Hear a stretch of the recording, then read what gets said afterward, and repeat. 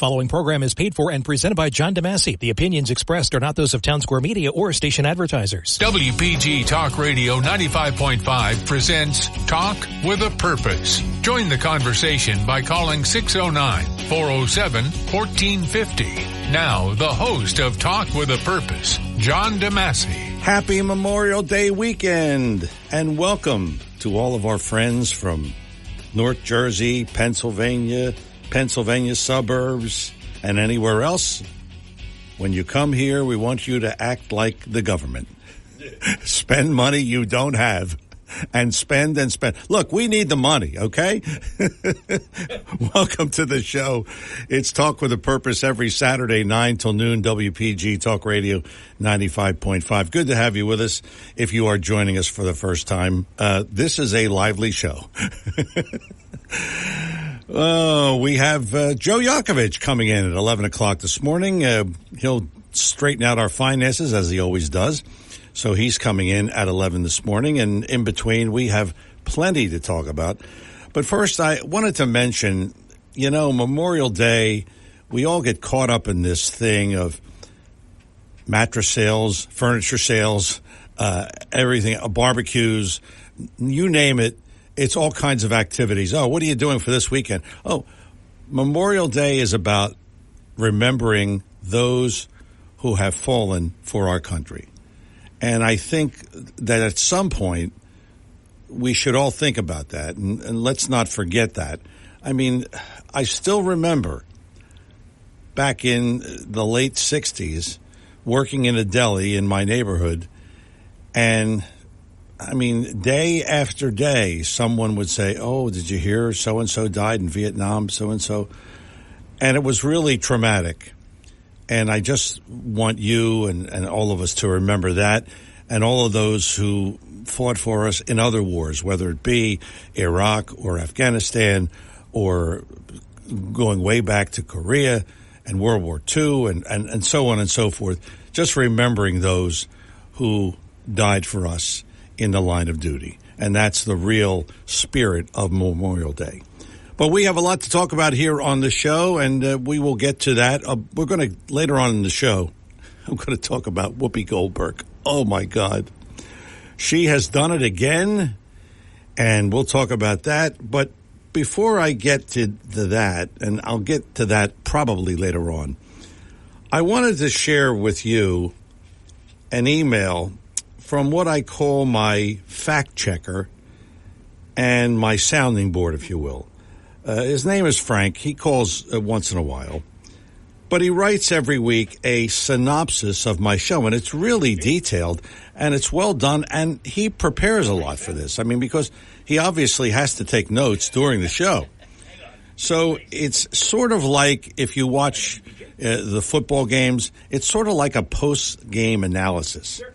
So he said last week that the first call from John could have been a plot from a Raiders of the Lost Ark movie. And I bet you John didn't know that, but now he does. So that's just one of the things. But two things that he said, and I want to address this. First, originally, and he was questioning why I changed my mind. And I guess I'm allowed to do that. Other people do it.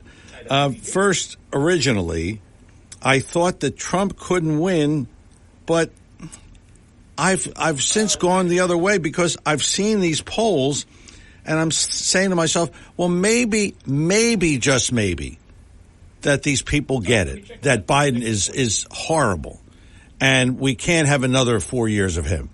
So maybe they get it. So that the surveys kind of dictated what I felt. And as for Ron DeSantis, I'm beginning to think that what the late Matt had said many times here on the show is that DeSantis isn't ready, that maybe 2028 he'll be ready. And maybe he's just, setting himself up for that. I don't know. But Frank questioned another thing about DeSantis, and this is what I really want to get to. Oh, and by the way, he said that Craig's call about the migrants being put in hotels and people getting kicked out, that was false. So, okay, we said it. That's false. And Laura Ingraham said it on her show as well. So this is just a couple of things, and I don't get a chance to address it because I'm not on until the next Saturday. So I wanted to address a couple of these things. But the real crux of what Frank said was he questioned that people who disagree with DeSantis get punished. And that's the case with Disney. And I disagreed with what Frank said, and I do disagree with that, and I'll tell you why. First of all, I don't think corporations should really question legislation. And by that I mean, if there's a bill that's passed and it's gone into law, okay, you have time before that to question it or to say whatever you want to say about it. But the real crux of this is that suppose, I want you to think about this for a minute. Suppose Ron DeSantis comes out and says the following, and this is hypothetical. He says, we've done a study here in Florida, and we have found that Disney doesn't really give you a value for your money. I mean, they have some of the highest prices even on food anywhere. And maybe families should consider going somewhere else. What if he said that? I mean, you would say, "Oh my God, how could he criticize? How could he talk about price? That's not his business." No, it isn't his business. And that's what I'm trying to say. So DeSantis wasn't punishing Disney for anything other than really coming out and saying, "Hey, you shouldn't do this." And it's none of their business because DeSantis was talking about a bill that directly affects little kids, which is Disney's market. I have a 1-year-old granddaughter. When she gets to kindergarten in a couple of years, I do not want her to be taught about transgender. I mean, can you see that? A 3 or 4-year-old, a transgender, what? Huh? They don't have any perspective on it. So I just feel as though DeSantis was right to really punish Disney because they got a sweetheart deal. They are their own government in Orlando. They don't have to do anything. They don't have to have any hearings or anything like that. They really have a perfect deal. And now DeSantis, maybe it should have been taken away before. But he's taking it away now. And it is, I mean, companies don't have any right to come out in public and say, well, this law is really, I mean, you can criticize it if you want, but I mean, they went so far as to say a law that has been passed, which they could have said, hey, they could have sent their lobbyists or whatever, because they have plenty of them. They could have sent them to Tallahassee to really fight this bill, but they didn't. But after it comes out, they say, oh no, we disagree with that. Well, is that punishing? Is DeSantis punishing Disney? No. It's the same thing when everybody is saying this bill that he has put forth, don't say gay. It never, ever said don't say gay. It never said it. There's never anything in that bill. So the point is, when I say DeSantis is right to take this away from Disney, he is right. And Disney has no business. It's like I said, if DeSantis said, oh, Disney, boy, they rip you off when you go there. And really they do. I won't go there anymore. They're just really, I mean, they really are. What can I say? Except they're just too much. I mean, their prices, everything about Disney, everything is just too much. So that's why Ron DeSantis is right. to really punish Disney. Talk with the purpose of the show, Saturdays 9 till noon, WPG Talk Radio 95.5. Oh, I'll get to the Whoopi Goldberg thing probably in the next hour, but you're not going to believe this. Well, you will believe it because it's Whoopi Goldberg. Talk with the purpose of the show, Saturdays 9 till noon, WPG Talk Radio 95.5. And now we bring in the one and only Seth Grossman, who's going to straighten us all out right here on Memorial Day weekend. Seth, good morning. And once again, I have all these prepared notes, and you get me to just throw them on the floor to talk, to meet the issue of DeSantis. But in any case, if you want to know what I wanted to talk about the most, it's on our website, libertyandprosperity.com. All our stuff is posted there. And even though we're going to have a sparse attendance because of the holiday, we still will be meeting for breakfast, Liberty and Prosperity, 9:30 to 10:30 this Saturday morning, every Saturday morning at Sal's Brick Oven Pizza. But they have a cafe and a banquet room where we meet, and anyone's welcome to come. Just pay for your own breakfast and join in the discussion. But I thought it was interesting because my daughter has small kids and lives in South Florida. And I'd say about every 2 or 3 months, they'll go up to Orlando. And it's important to remember that there's a lot of stuff in Orlando besides Disney World. There's Animal Kingdom, there's Universal Studios. There's about 6 or 7 resorts just like Disney.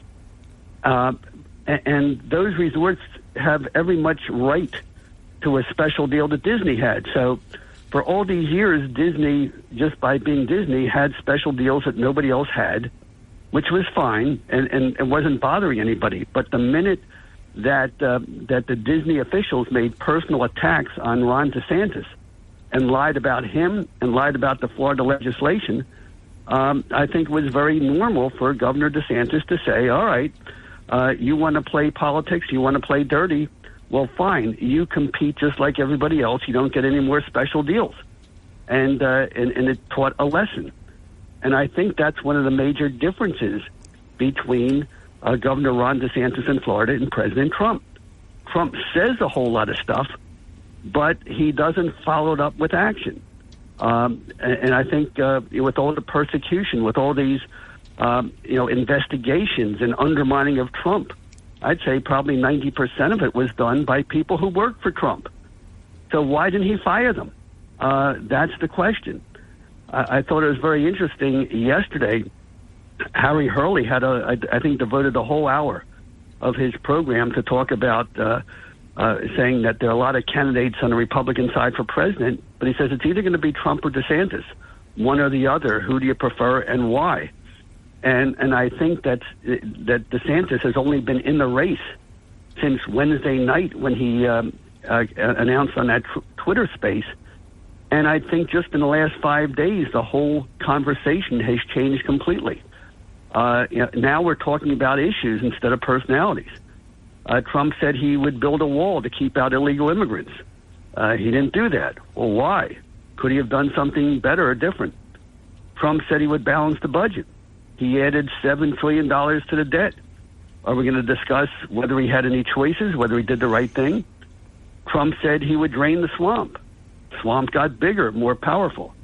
Could Trump have done something better? Trump said he lost the election because Democrats cheated. DeSantis says, well, Democrats always cheat. You just have to be smarter in dealing with them. And don't wait till after the election to start complaining about what they did. You got to do stuff there. And again, Trump would complain that all these people in his administration were idiots, but he hired them. So I think you're going to see a whole different conversation and debate, because until now, the only people who attacked Trump or criticized Trump were people who said, Trump is for Make America Great Again, and America was never great.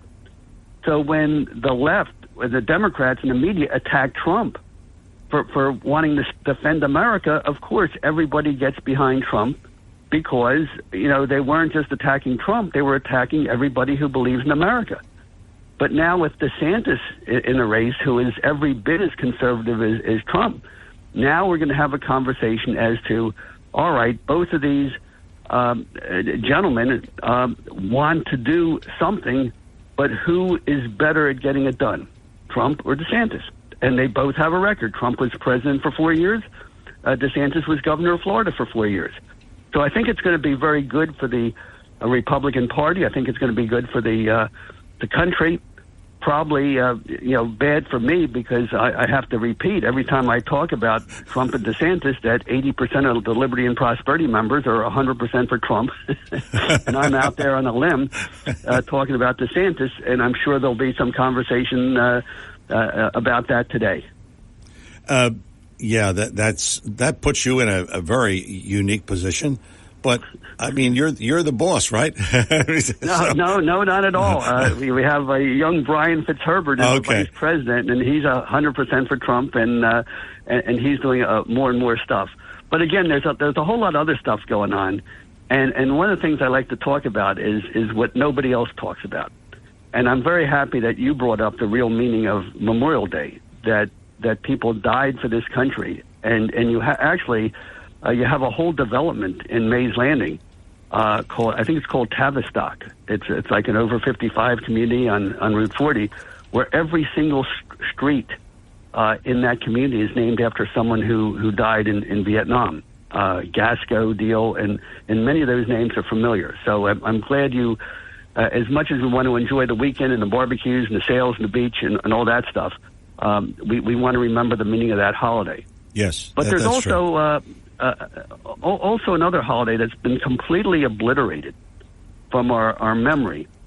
And part of the reason, of course, we have all these fake holidays that pursue a political agenda.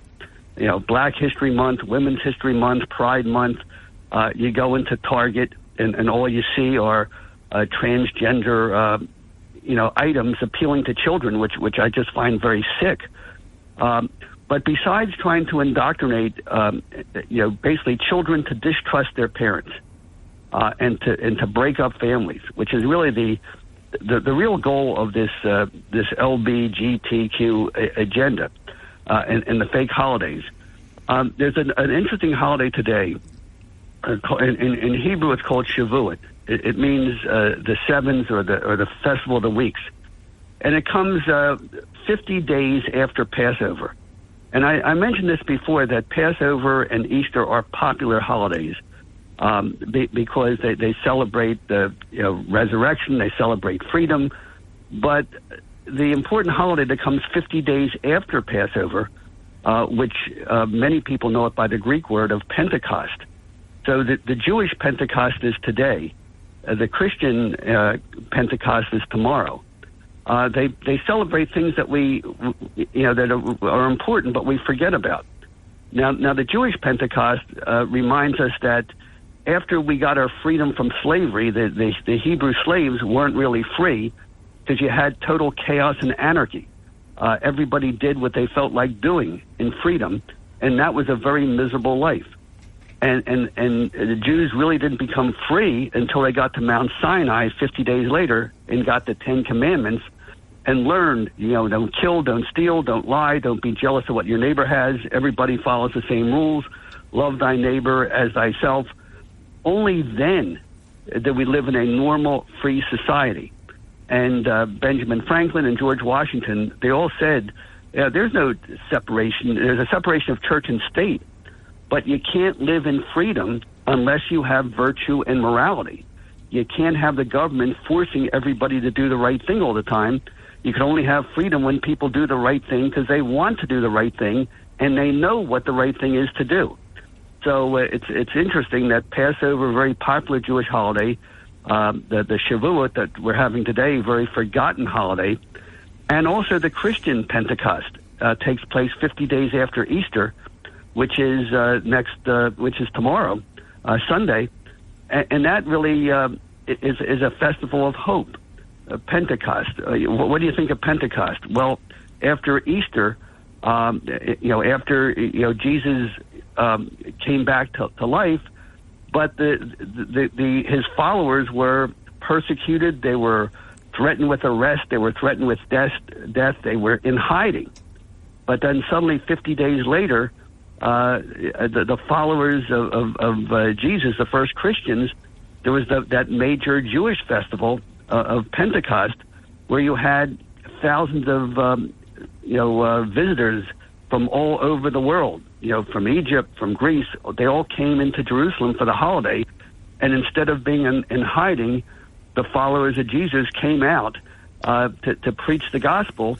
But the interesting thing about it was they miraculously could speak Greek, and they could speak Latin, and they could speak Egyptian. They spoke every language of the people coming in, and by speaking to everybody in a language they understood, they really revived the whole movement, and that's how Christianity got a foothold. It all started with Pentecost. So I wonder how many people listening know this basic, history or basic knowledge of Judaism and Christianity, and I bet only a fraction of the people listening right now know it, and I bet your children know even less than you do. Yes, that's true. And I just reading a random news item came out of North Korea that if anyone in North Korea is caught with a Bible, they and their entire family are arrested and either killed or put into a labor camp. Oh, boy. And I think it's so ironic that people in North Korea are willing to risk all of that so they could read the Bible. And I'd say 95% of the people listening to us talking right now have a Bible somewhere in their house that they probably haven't picked up and looked at in about 30 years. Yeah, that's true. Dust. But, that's true. Yeah. But that's our basic heritage. I think it's worth knowing about.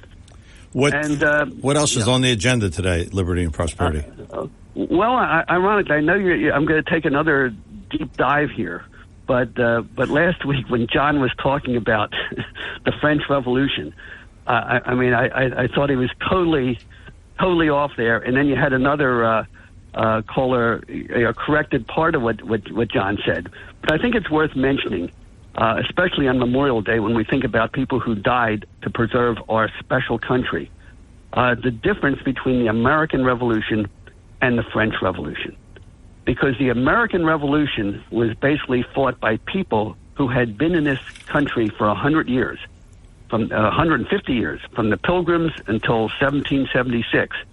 And they had been left alone, making up their own rules, living their lives, doing what they wanted to.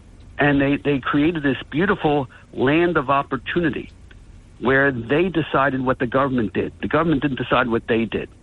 You had hardly any taxes. The only people who paid taxes were people who owned real estate, and the only people who decided how that money was spent were people who paid taxes. So we had the lowest taxes, least government anywhere in human history, where people could build what they wanted, go into any trade or job they wanted, and America got a name in Europe called the land of boundless opportunities.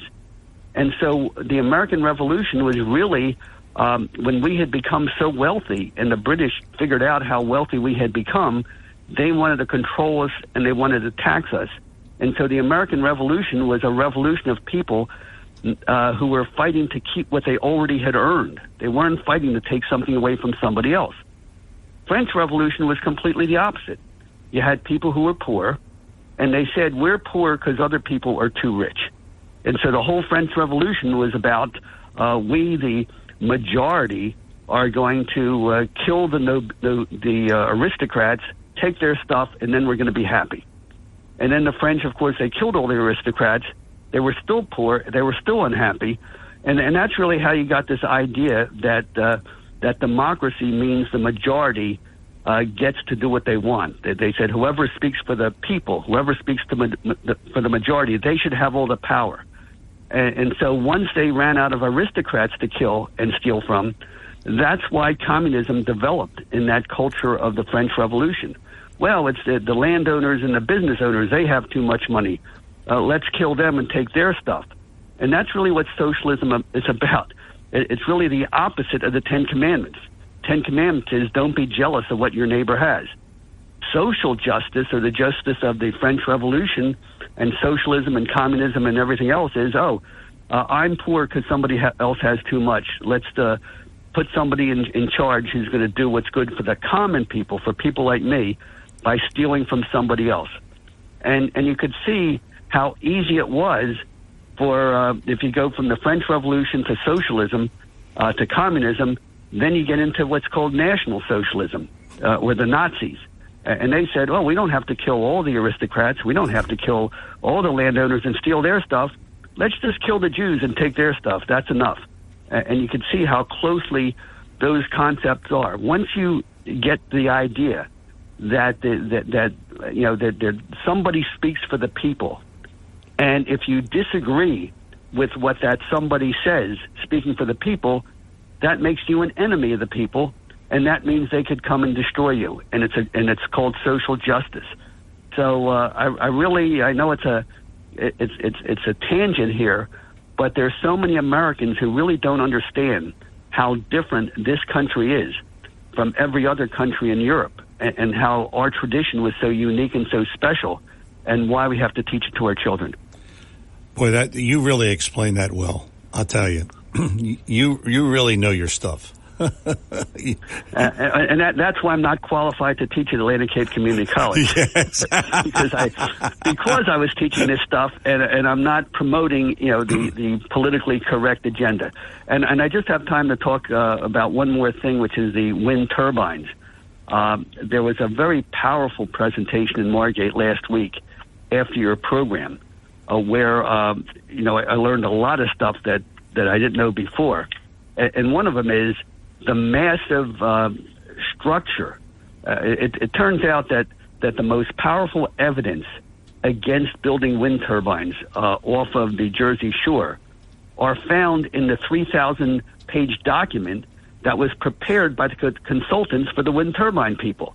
As the people presented it last Saturday said it.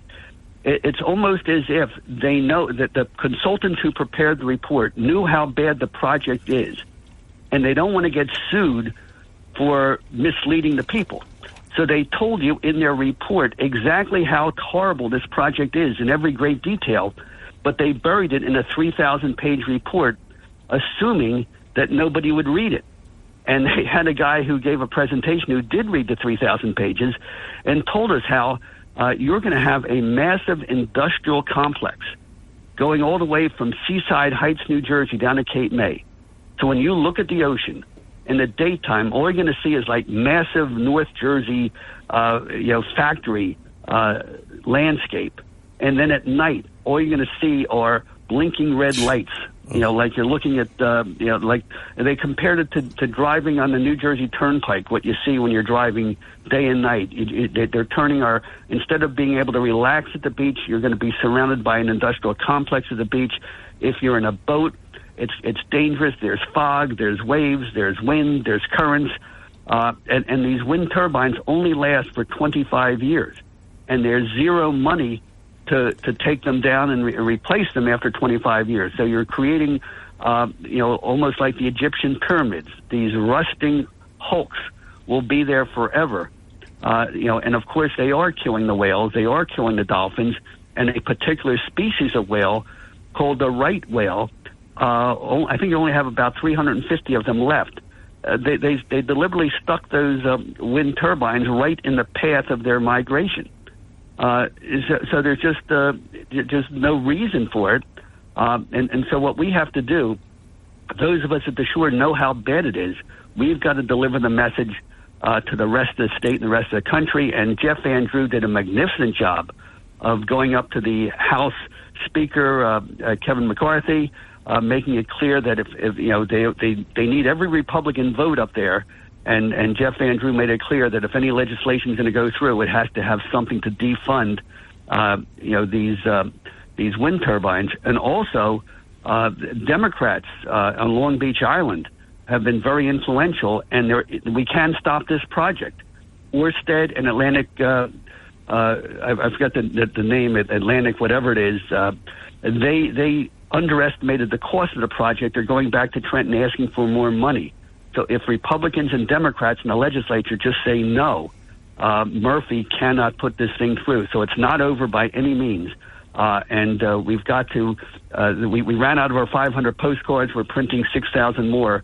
There's a march, or rather a walk on the Ocean City Boardwalk this morning At 9:30, they'll gather at the park at 9th Street and Asbury Avenue, walk the bridge. So this has to be a summer of stopping those wind turbines. We'll be talking about that later. Absolutely. LibertyandProsperity.com. Sorry I went long. Thank you very much. It's all right, Seth. It's a holiday. Seth Grossman, Liberty and Prosperity, the website, libertyandprosperity.com, and, of course, that walk later on today from 10 until 2 on the Ocean City Bridge, the 9th Street Bridge. So we'll talk about that, too, as well. Talk with a Purpose is the show. Saturdays 9 till noon, WPG, Talk Radio 95.5. I'm John DeMasi. We have John, Paul, Craig, and Bob. In that order, and maybe you at 609-407-1450. Coming back, and we'll start the ruckus here on Talk with a Purpose after these words. When it comes to you and your family's financial wellness, there are so many things to talk about. We could go on forever. To help guide you along the way, Joe Yakovich has written a book called The Heart of Your Money, Inspiration for Financial Wellness. In the book, Joe talks about longevity, inflation, retirement surprises, and many other topics. For your free copy of The Heart of Your Money, call the office of Joe Yakovich at JML Financial at 856-751-1771 or email Joe at jyakovich@brokersifs.com. For over 37 years, Joe Yakovich has been helping families throughout the area navigate the difficulties of a sound financial plan. You'll find Joe's approach to be different and not just the cookie-cutter methods that are prevalent in today's world. The path to your financial wellness and or retirement starts with a call to Joe Yakovich at JML Financial Group. 856-751-1771. 856-751-1771. Or email Joe at jyakovich@brokersifs.com. Joe Yakovich is registered with and securities and investment advisory services are offered through Brokers International Financial Services, LLC. Member SIPC. Brokers International Financial Services, LLC is not an affiliated company. Let's get started here on, boy, I tell you, I want to have that Michael Buffer. Let's get started with, yes, we're going to get started here on Talk with a Purpose. The one and only John in Ocean City, who has become famous. Let's get ready to rumble. No. That's good. My ears are burning, man. My ears are burning. Yes, yeah. Actually, everybody that knows real history knows that it was the Parisian Jacobins, that is, the people of the city of Paris that were elitist, not poor, the elitist, the people that had money, the people that had influence. The Parisian Jacobins were the fomenters of the French Revolution. The poor were merely pawns in the game.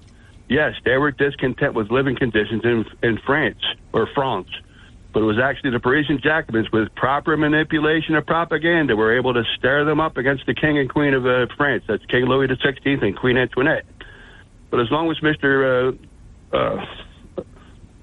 Grossman is going to believe that May Day is actually because a bunch of socialists got together and picked that day, May 1st, due to a riot in 1889 Chicago, which was May 4th to May 11th, and not the founding day of the Order of the Illuminati. Beltane, May Day, May Day, May Day. Well, I guess he and I are at loggerheads then, it looks like. But anyway, I want to mention this is an alternative blog. It's called The Rising. It's Robbie Suave. I guess that's how you pronounce his name. It's Soave.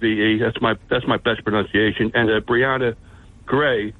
And on their panel for discussion was a man named Max Blumenthal. Now, Max Blumenthal, he's the chief editor of The Gray Zone. These are all alternative media outlets, yeah? But anyway, I know he's not conspiratorial because he said, what I'm about to tell you is not conspiracy, it's real. So I said, okay. But these three are all, she's an African-American, there's two white guys. But anyway, I can sit down and talk to these. We don't have to agree on everything, it's cool. But we can meet in the middle. But they're talking about the most recent Bilderberger meetup, which was in the Palestina Hotel in Portugal. And all the big shots that showed up there, 3 prime ministers, several former leaders of the EU, big shot in oil, the World Economic Forum. World Economic Forum's chief executive is Klaus Schwab. Klaus Schwab told the president of the sovereign Netherlands, which is actually a collection of countries, actually, and the north part of Europe, to force 3,000 dairy farms to shut down. He's not even a member of their government, but he told them, and they listened. He was a good messenger boy, and he just obeyed his orders. But anyway, these people, the main problem Max has a problem with is their secrecy and their lack of accountability to anyone. They just do whatever they want to. And it's a threat to democracy for him. Now, I think democracy stinks anyway, but anyway, the 51% tell the 49% what to do. That's not cool at all, in my humble opinion. But anyway, talking about the meetup, the last meetup was in D.C. That was at the Mandarin Hotel. Now, Max Blumenthal is an investigative journalist. He said if it wasn't for scrappy journalists like him, we wouldn't even know where their meetup's going to be. The first meetup was in 1954 in the Bilderberg Hotel in the Netherlands. But they meet in different places all over the world every year. And because of these scrappy journalists, we get to know where they meet up. Well, the moment he stepped into the lobby of the Mandarin Hotel, the security that accompanied the Bilderberger attendees pounced on him and removed him off the perimeter of the property. That's not free America. I'm sorry. This is in America that this is going on. Not cool. Not at all. But anyway, he's talking about he puts a conspiratorial twist on what he says, because the girl had asked him, he says, exactly what is the Bilderbergers? He says, well, it was ultimately to help establish American hegemony in Europe against Soviet aggression. This is during the Cold War. 1954 is right in the middle of the Cold War, okay? So anyway, but that's part of the truth. Actually, he says he called it a transatlantic elite. I call them illuminists. You can call them whatever you want to. But he says it's actually to strengthen their ties, and I believe that. So it's actually what's going on behind the scenes is being hidden from us. We're the mushroom people. They keep us in the dark, and they feed us BS. But I'll tell you what, man. I'll tell you what, we have this incompetent boob in the Oval Office right now. Oh, yeah. Totally incompetent. Right? Oh, yeah. You call him the mummy. I call him the unwrapped mummy. Yeah. Yeah. Gavin Newsom's worse, man. Gavin Newsom has run California into the ground. But he's worse because he's smooth. He's a good-looking guy that can talk. He can talk a lot of BS. Yeah. And right. He's even worse. So now we have the two main Republican candidates slinging mud at each other. I'll tell you what, how about of all 150 million of us that voted in 2020, we all get together and say, enough. We vote for actually the anti-vaxxer, pro-fight the Chinese Communist Party, dark horse, Kennedy Democrat, Bobby Kennedy Jr. How about we do that? But that's not going to, I'm not going to waste my vote. No. I'll tell you what, though, if we all got together and said, yeah, we're going to vote for Bobby Kennedy Jr., I'm down with it. But other than that, I'm going to vote for either three men. I'm either going to vote for President Trump, Governor DeSantis, or Tim Scott. But yeah we're up against a lot here. Thanks for letting me call in. Thanks, John. And you didn't know that your call last week was a plot for Raiders of the Lost Ark. I'm sure. I am going to skip this break here, Chris, and I'll do it later on because we're kind of backed up here. Talk with a Purpose is the show, Saturdays 9 till noon, WPG Talk Radio 95.5. I'm John DeMasi. We normally talk BF Mazzeo, but we'll talk about them a little bit later on in the show. Let's go to Paul in EHT. Paul, good morning. Welcome to Talk with a Purpose. Good morning, John. Good morning. A couple of things. I'll make it quick. I was sorry to hear about Matt, okay? Yeah. I enjoyed when he called in and what he said. Now, the second thing is everybody has a smartphone nowadays. Yes. And if you have a smartphone, Google Sid Roth. Now, don't laugh at me. I'm not saying I believe this, but I'm ready, okay? Next month, on the 24th of June, I'll be 81, okay? Congratulations. Congratulations. And so God has been good to me. I was supposed to die when I was 8 years old. But anyway, so I love Jesus, and if he comes, I'm ready. But if you Google Sid Roth, you'll find out that somebody is saying that on the 28th, which is tomorrow, that Jesus is supposed to come back. When Jesus comes back, he'll take all believers, okay, in a cloud up to heaven, and the only people left here on earth will be non-believers. Now, like I say, Google Sid Roth and see what you think of what he's saying about tomorrow, the 28th, okay? Okay. Thanks for the call, Paul. Boy, we get them all here, don't we? The 28th. Well, let's see. I just paid my rent. Wait a minute. Can I stop the check because we won't be here? Oh. Well, I guess it's. I don't know what to say about that one. Craig in Northfield. Craig, good morning. Welcome to Talk with a Purpose. So, good morning and happy Memorial Day to everybody. Same to you, Craig. And, I was listening to this, Seth, and Donald Trump didn't do anything. He didn't build any of the wall. I thought he got quite a bit of it done. As a matter of fact, I think there's some steel laying down there that they haven't erected. Yeah. But I've seen it too. Yeah, I know what you're talking about. Yeah. All right, and what was the price of gas when Donald Trump was in office? 2 something. Okay, and was it now our 3? Military, did that something? get a little better? Yeah. The embassy in Israel, Seth, I'm surprised you forgot about that one. The Abraham Accord. Yeah. See, I remember when that Prime Minister of Germany, Angela, did you see when Donald Trump made her pay? Yeah.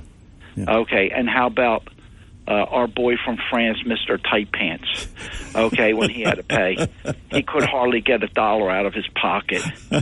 And then I never saw, he said he couldn't change the government. Well, when the FBI and the CIA are jamming down your throat, which was proven this week, Seth, I'm surprised you didn't say anything about that, and talked about DeSantis, but that our government is plotting against him. Do you agree with that, John? Yeah. Come on. I mean, we've uncovered that even Obama has been in that. And our Joe Biden, who hired that nuclear person with the luggage and the LGBT, you know what happened? He went to jail. I mean, he. I don't know what it is. Can you tell me, John? No, I don't know either. I don't know. Well, it's been clarified now. Yeah, okay. Okay, so here, for all you people that are wondering that these people that dress in dresses, yeah, the guy is in a male jail. Yeah, okay. Okay?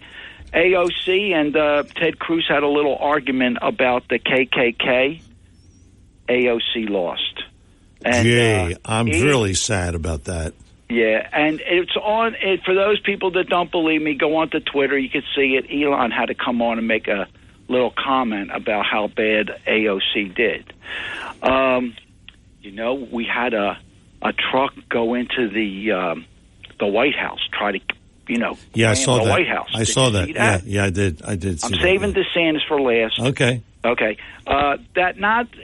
So here this truck comes barreling in, and boom, it hits a barricade. Did you hear that? Couldn't get in? Yeah.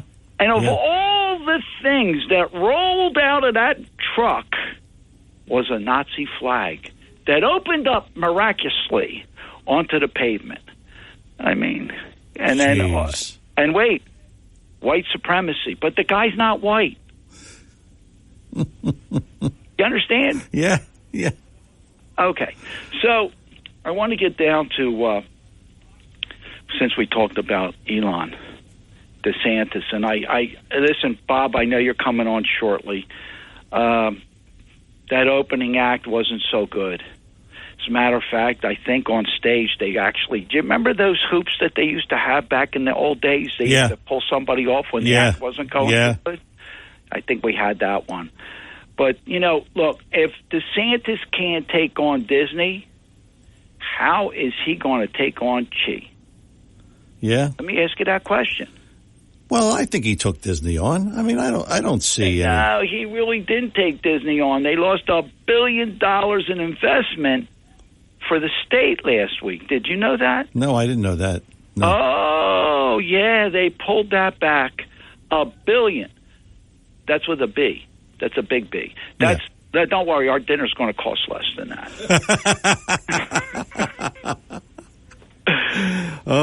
You're tasting that dinner already. Well, I got to tell you, I didn't get to mention it, but I'm thinking between two Capriccio's, which is very good, and it's the best Italian restaurant because I'm half Italian. Yeah, I know. And then I gotta say, my boy Sal Spina, who runs Vic and Anthony's over at the Golden Nugget. That's a good one too. I've eaten there. Yeah. Have you? Yeah, but with Sal running the show over there, I know it's going to be because I've eaten there. But I think it's been taken up a couple notches since Sal's been there. So that's number 2. If we stay local, if you can't get us a reservation at Mar-a-Lago, I'll leave you. Well, all right. Okay. Greg. Happy Memorial Day. You too. Thanks for the call. And with that, we follow up with Bob and Cape May. Bob, good morning. Welcome to Talk with a Purpose. John, I thought Craig was going to demand that you take him out to dinner in Paris to, I guess it's Maxime's or, where the bill gets really high. Yeah. So look, the big criticism of DeSantis here is that he fumbled on Disney. Okay, Craig just brought it up. Now, Disney, the claim is that their First Amendment rights were violated, that they are being punished for making their views known. Well, how about the very process of democracy? The voters in Florida, by a huge, huge margin, do not want to be pushed around by a few radical leftists that I guess Craig thinks is fine. I guess President Trump thinks is fine. I guess it's okay to have your kindergarten children indoctrinated into believing that dressing like a girl if you're a boy and vice versa is a great thing to do. And that go beyond that to have your genitals removed is a great thing. Boy. Now, that's what Governor DeSantis put a stop to in Florida. Right. And Disney should be concerned with one thing, is making a profit for their shareholders. Right. They're not working for the best interest of their shareholders when they're embracing radical leftist ideas. Right. And that $1 billion project, they really had their interest of the shareholders. They would have built it in Florida because Florida has, one, no income tax. Right. It's a very business-friendly environment. Yep. The climate is excellent for that kind of a facility. I mean, look what Orlando has done, and as Seth Grossman pointed out, it's not just Disney World. It's Universal, it's Animal World, SeaWorld. SeaWorld, yeah. You've got all these great amusement parks there, but what we love about Governor DeSantis is that he has instituted concrete changes. It's not just talking about ending, for instance, illegal immigration. He's done something about it in Florida that no other state in the country has done. Yes. Criminality. Are you seeing Targets looted in Florida? Are you seeing CVS and Walmarts looted in Florida? No. You bet you're not. No. And I can list. Oh, I know. You could go on and on. After issue. You could go on and on. Yeah, right. I can go on and on. Our fiscal health in Florida is a $22 billion surplus. Yeah. Contrast that with what's going on in these Northeast states. So, it's too early to throw in a towel, John, in my opinion. Same time, in 2015, when President Trump announced he was at 1%. About this time. So it's too early to throw in the towel as far as the DeSantis candidacy goes. The unfortunate thing is, I've said before, and I'll say it again and again and again, the point is here, we're really on the same side, the Trump and DeSantis people. Yeah. We just can't be beating the hell out of each other, which I guess is what we're headed toward. Yeah. There's no contradiction in saying I love President Trump, I love Ron DeSantis. But the vast majority of the cheap shot attacks, not the vast majority, I mean all the cheap shot attacks have come from the Trump side. Hitting DeSantis on wanting to institute a national sales tax and painting DeSantis as a big tax guy is asinine. Yeah, that's true. Right, national sales tax, yes, we'd have that, but you'd have no income tax. You wouldn't be punishing achievement. Yes. That's the whole point of national sales tax. That's true. And the people who are not paying taxes now, the various illegals and unscrupulous people that aren't paying taxes. Now they're all subject to taxes. Every time you buy something, you have to pay a tax on. Yeah, that's right. That's right. Yeah. Bob, as always, a pleasure. Thanks for the call and have a good weekend. I think I'm going to take this call and we'll catch up in the next hour. All right, Chris? Okay. Yeah. Talk with a Purpose is the show, Saturdays 9 till noon, WPG, Talk Radio 95.5. I'm John DeMasi. Good to have you with us. 609-407-1450 is our number here in the studio. Let's talk to Andy in Brigantine. Andy, good morning. Welcome. Andy. What happened to him? Is he there? Should be. Okay. Well, we will put him on hold, and now we'll take a break. Coming back with more Talk with a Purpose in just a moment. If you're interested in driving one of the finest automobiles on the market today, then you'll want to check out all of the fabulous new and pre-owned Lexus at Lexus of Atlantic City. Lexus of Atlantic City, 3169 Fire Road in EHT. Driving a Lexus is like no other vehicle on the market. Test drive one for yourself at Lexus of Atlantic City. Whether it's new or pre-owned, you'll be more than satisfied. In fact, Lexus is consistently #1 when it comes to customer satisfaction. Visit Lexus of Atlantic City, 3169 Fire Road in EHT. Or you can check out their outstanding selection of new, pre-owned, and L-certified pre-owned vehicles on their website, LexusOfAtlanticCity.com. That's LexusOfAtlanticCity.com. Or, if you want more information, call 609-641-0008. Lexus of Atlantic City, now celebrating their 26th year in the area. A dealership that you'll enjoy. No pressure, no gimmicks, no hassle, no hype. Lexus of Atlantic City, 3169 Fire Road in EHT. And remember, always online at LexusOfAtlanticCity.com. All right, we are back here on Talk with a Purpose. 609-407-1450. I believe we have him now. Andy in Brigantine. Andy, good morning. Welcome to Talk with a Purpose. Good morning, John. It's a great day in Brigantine. Yes, it is. I'm going to piss some people off today, but then what else is new? So what? Hey, we do it all the time here in the show, right, Andy? Yeah, just the way my nana used to say, the way you got mad, you'll get glad. I love Seth, but I'm getting pretty fed up with the Trump trashing, and I think a lot of it is unfair. Think about, so he didn't build the wall. And, I'm dovetailing off of what Craig said. Trump was building the wall. And he was building the wall, and he was building the wall, and then the Democrats kept putting up roadblocks, wouldn't give him the funding. Remember, the Democrats controlled the purse, and they wouldn't give him the funding. And, now all the stuff that the American taxpayers paid for is sitting there rusting on the ground, just waiting to be put up, okay? Now, as far as draining the swamp, when you look at how deep and how broad the corruption in Washington, D.C. goes, look at what Trump was able to expose. Look at all the corruption in Washington. The FBI, the CIA, the IRS, the court system, Congress, our own president. I mean, is Trump supposed to fix all of that's been going on for decades in just 4 years? Is that fair? Is that a fair criticism? Probably not. No.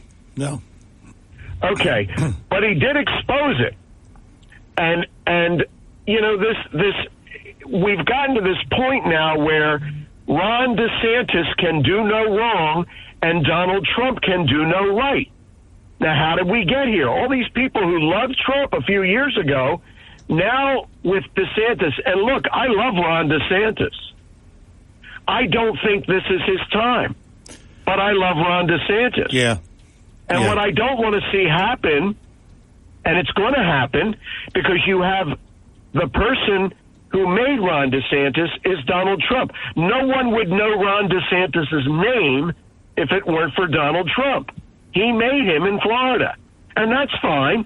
And I love Ron DeSantis, don't get me wrong. But now DeSantis is challenging the guy who made him and trying to make him out to be some sort of a leftist now. He's running to the left of me and all that. I don't want to see these guys attacking each other, but but you know you're not going to change Donald Trump. No, that's He's true. That's true. He is going to eat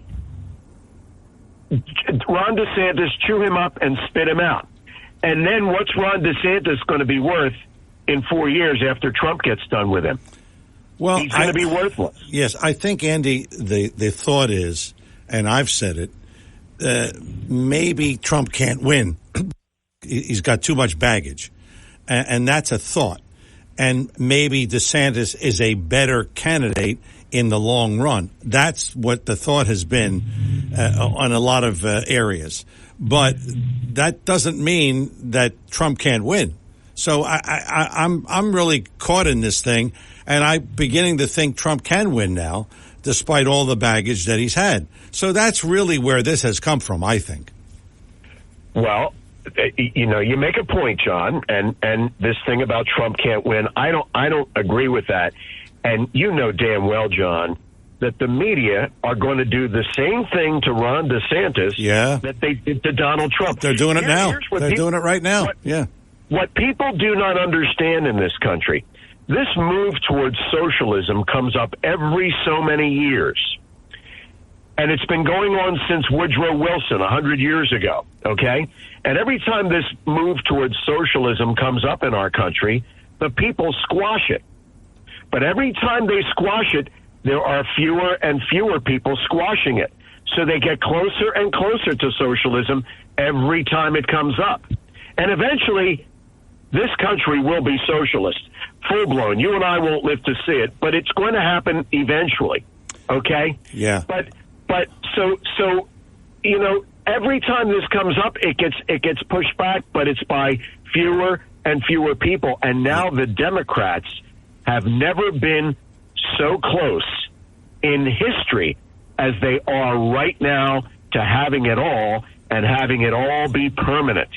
Andy, we got to run, Andy. It's you know radio. The clock ticks, and we got a break for the news. If you want, you can call back later on.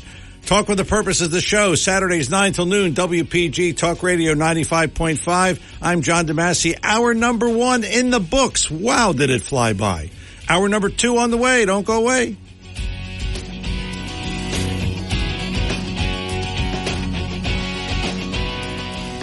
.5 FM and 1450 AM WPGG Atlantic City, WENJ HD3 Millville, a Town Square media station. WPG Talk Radio 95.5 presents Talk with a Purpose. Join the conversation by calling 609-407-1450. Now, the host of Talk with a Purpose, John DeMasi. Hour number 2, Talk with a Purpose, every Saturday, 9 till noon, WPG Talk Radio 95.5. I'm John DeMasi. Again, good to have you with us. Happy Memorial Day.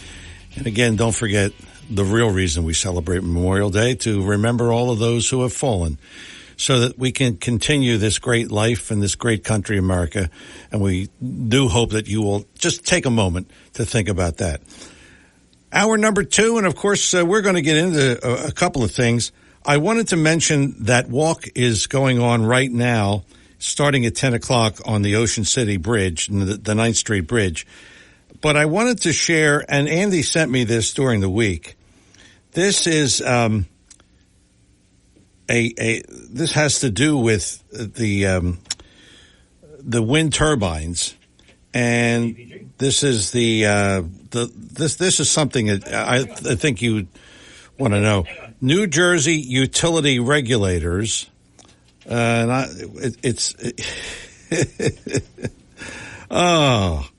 Jersey utility regulators used a controversial law enabling them to bypass local authorities and grant approvals needed for an offshore wind project to proceed.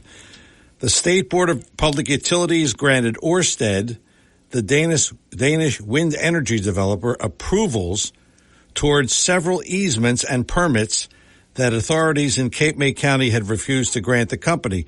They used an amendment to New Jersey's offshore wind law, passed in 2021, and signed into law by our favorite Democratic Governor Phil Murphy. So the law enables an offshore wind developer to apply to the Utilities Board for an order superseding local control. So, hey, if you're going to participate in this walk on the Ocean City Bridge, do that. But knowing that maybe it's already a foregone conclusion, and I hope not. This thing is just too much. And I've heard several people, I'm not coming down the shore if I got to look at wind turbines. Can you imagine what that would do to tourism? 609-407-1450. That's our number here in the studio.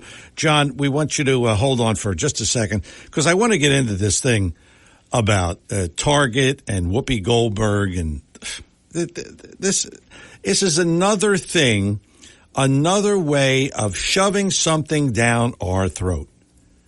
I have never said I am against transgender, against gay, or against pride, or whatever the situation happens to be. But when you shove it down our throat, that's when I have a problem.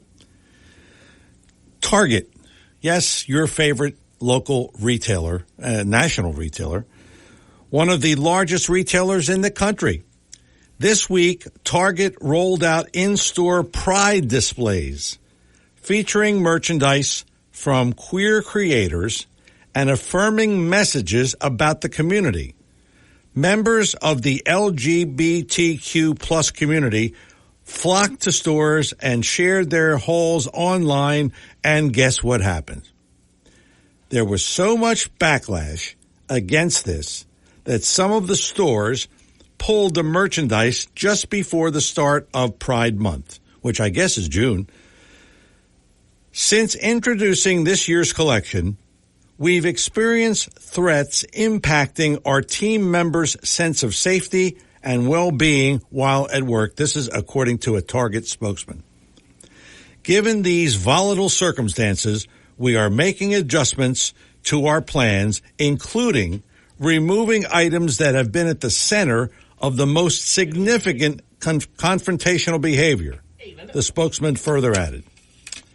By the way, Anheuser-Busch lost $15.7 billion as a result of the transgender ad. Remember that? The transgender? Also displays featuring pride outfits for little kids who obviously are not gay. Maybe we want to make them gay. I mean, this is ridiculous. So over the last decade, corporations and major retailers have expanded their LGBTQ and pride displays. But in recent years, this visibility has become a divisive issue in state legislation. Here we go again. The minority, maybe, I don't even think it's 5%, but maybe 5% of the population dictating what the majority should do. And now we get to the real issue. Whoopi Goldberg and her crew on The View. This was probably, they've said some really disgusting things. Disgusting.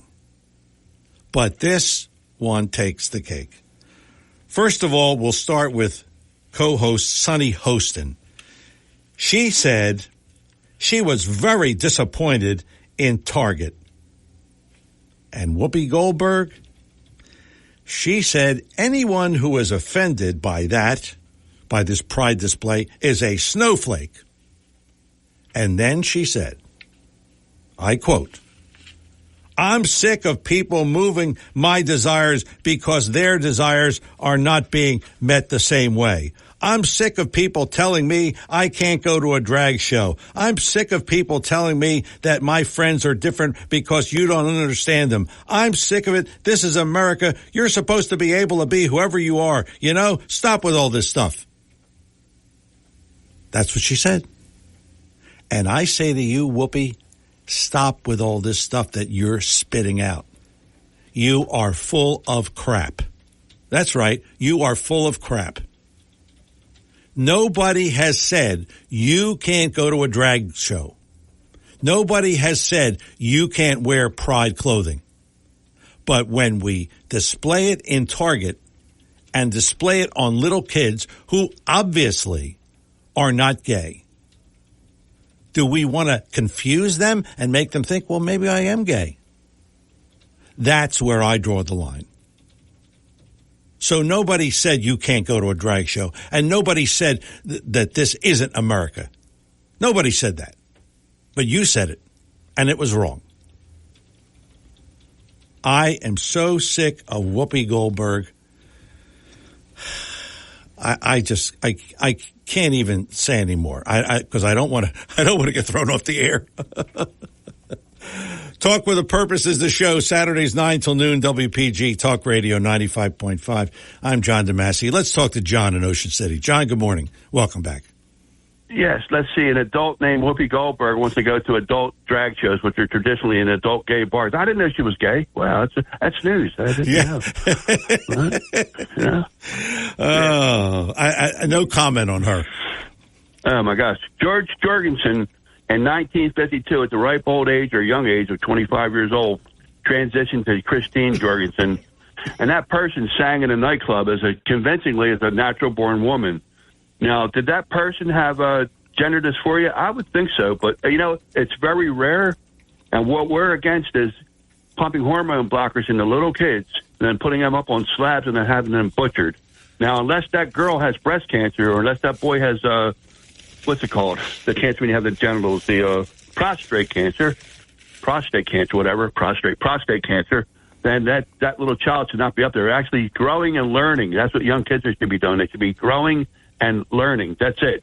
Now, if you want to become something else when you're older, you're an XY and you want to live as an XX, you're an XX and want to live as an XY. When you're an adult, you can do that in America because America's a free country, okay? But regarding President Trump, I mean, they were wanting to invoke the 25th Amendment from the time he was elected to office. Yes. Now, that's right. Yeah. Now, John Coleman, who was a MI6 British intelligence officer, he said that trade piracy has been waged against America, and he used NAFTA as an example, the North American Free Trade Agreement. Now, is it provable that trade piracy has been waged against America? I think so. In 2011, then President Barack Obama took $11 billion American taxpayer monies and bailed out GM. And then they took $3.2 more billion American taxpayer monies and opened up a Ford plant in Mexico City, not in Detroit. There were 14 mammoth Ford plants in Detroit, and they went belly up under Democrat leadership, by the by. So when he founded the USMCA, the United States, Canada, and Mexico Agreement, that counteracted NAFTA. So there's something brilliant that Mr. Trump did. Now, as far as him being able to put up the wall, I mean, from January of 2020, he said we can't let Chinese nationals into our country. And he was labeled as a xenophobe and a bigot against Chinese people. But actually, because that wasn't acted upon, they attacked him from day one. That's why we had such a large recurring COVID outbreaks. We've had recurring COVID outbreaks because of that, I think. But no matter what he did, he was, as far as draining the swamp goes, how are you going to drain the swamp when there's Republicans in the swamp, man? Yeah. I mean, how's that going to be done? Yeah. You know what I mean? Yeah. So, that's Max Blumenthal had brought up also about the Bilderberger meeting. They were lauding what happened, the greatest industrial attack of espionage ever, the blowing up of the Nord Stream pipelines, and that was not Russia. It was actually Rob Moriarty who flew combat missions in Nam, and now he's over in the UK as a financial advisor. He says it's common knowledge, not just among the people in the know, but the common people know who did it, and the Russians know who did it. Now, the Russians backed out of the New START Treaty, which is a nuclear agreement, and they said it's hands off. They'll do anything if they feel like they're threatened. And blowing up any infrastructure, including those offshore windmills, is not off the table for them. And they do have Russian submarines out in the Atlantic Ocean right now as we speak, 198 miles out. Now, besides the point that they kill aquatic mammals like whales, dolphins, and porpoises, and they're not efficient, we should be developing hydroelectricity. I mean, it was Nikola Tesla and Westinghouse, backed by Westinghouse money, that started the first hydroelectric plant in Niagara Falls. The second one was in Great Falls, North Jersey. The third one was the L.A. Aqueduct, which has 14 hydroelectric plants built into it. So that was stopped when oil was discovered in Saudi Arabia in 1938, and then the outbreak of World War II, which was dependent on oil. There wouldn't have been a World War II without oil. That's just a fact of the matter. And we should be developing hydroelectricity, and also I'm redundant. I feel like a magpie here, but it was two atomic scientists, Bernard J. Eastman and William C. Gall, that invented the fusion torch, which would revolutionize green energy. It's the proper use of nuclear energy. But see, the powers that be wanted us to have alternative energy by now, we'd have it. Thanks for letting me call in a second time. Okay, thanks, John. Thanks for the call. Work on that movie plot, okay? Let's talk to Linda in Apseek. And Linda, good morning. Happy Memorial Day. Oh, happy Memorial Day. And you know what? I can say happy Memorial Day. Yes, you I can. don't have a problem with that. No, we don't. I know it's, great men were lost, and it was a horrible thing. War is a horrible thing. I hate war. But what men. What amazing men. Yeah. And true. What? I almost had a panic attack this morning. I turned on the radio and you weren't there. What happened? And 1450 yeah, is that 1450? We're doing some. What are we doing? Some tower work. Yeah. So they have to shut 1450 down in order to work on another one of our stations. So that was the problem. So it's a technical thing, and it'll be fixed very soon. Hold on just 1 second, John. I'll be out in 1 minute. Okay, thank you. 1 minute. Tell him you're on the radio. That's my gardener. And so, anyway, really great show. I love your callers. And I thought, I lost my friends. Where are they? I didn't realize how much, I look forward to your show. Yeah. Great callers. Craig, what can I say? Andy, Bob. These are smart people. Yeah, and but I do have to. Seth. I can remember that when he almost won the. He almost won the congressional seat. Yeah, he did. Yeah. He certainly loved Trump back then, and he won. He came close to winning, I should say. Because he almost won. But of course, the Republicans didn't help him in this area, which isn't a good thing. And Denny Levinson stood by him, though. But the Republicans down here really hurt Seth. But Trump didn't. He almost won because of President Trump. Yeah, that's true. Now it's like. That's true. Well, Linda, I think that Seth is thinking, like I have for a while, that maybe because of the baggage, Trump is a great president. Please, everybody in life has baggage. Yeah, but and when you get under that microscope, it all comes out. And that man withstood. Oh my gosh! Investigation after investigation. Gardeners. Oh my gosh! Oh, and I have to say this, and then I have to fly. RFK said that President Trump has shown himself to be the most devastating debater, probably since Abraham Lincoln. Wow! And so I'm sure all us sophisticated, intelligent conservatives would think, "Oh my gosh, how could RFK Jr. even say that?" But Kennedy said this and that his success, Trump's success, is his capacity to obliterate and dispatch opponents. And of course, RFK Jr. was exactly right. Yeah. And I wish I could be more intelligent, but I got these gardeners. I gotta go. You gotta go. Hey, listen, more important to garden than to talk to us. Okay, Linda? Thanks for the call. Good luck with the gardening. You gotta get your priorities in order, if I wasn't doing a radio show, I don't think I'd be doing gardening. No. Oh, we're having fun this morning. Talk with a Purpose is the show, Saturdays 9 till noon, WPG, Talk Radio 95.5.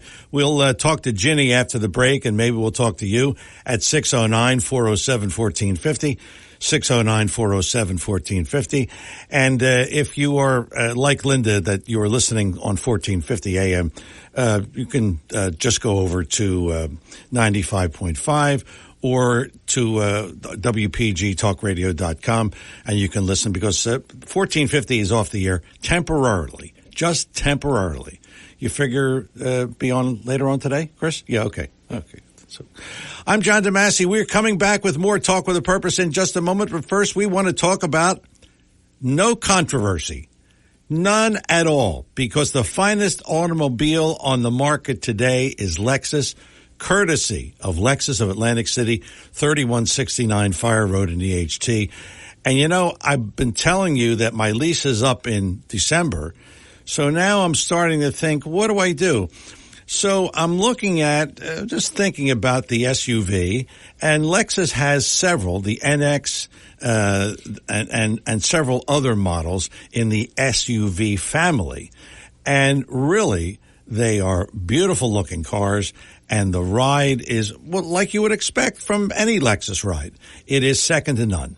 Lexus of Atlantic City, 3169 Fire Road in EHT. And I tell you, a friend of mine just came over from Brand X. And, you know, the really big thing about Lexus is the repairs.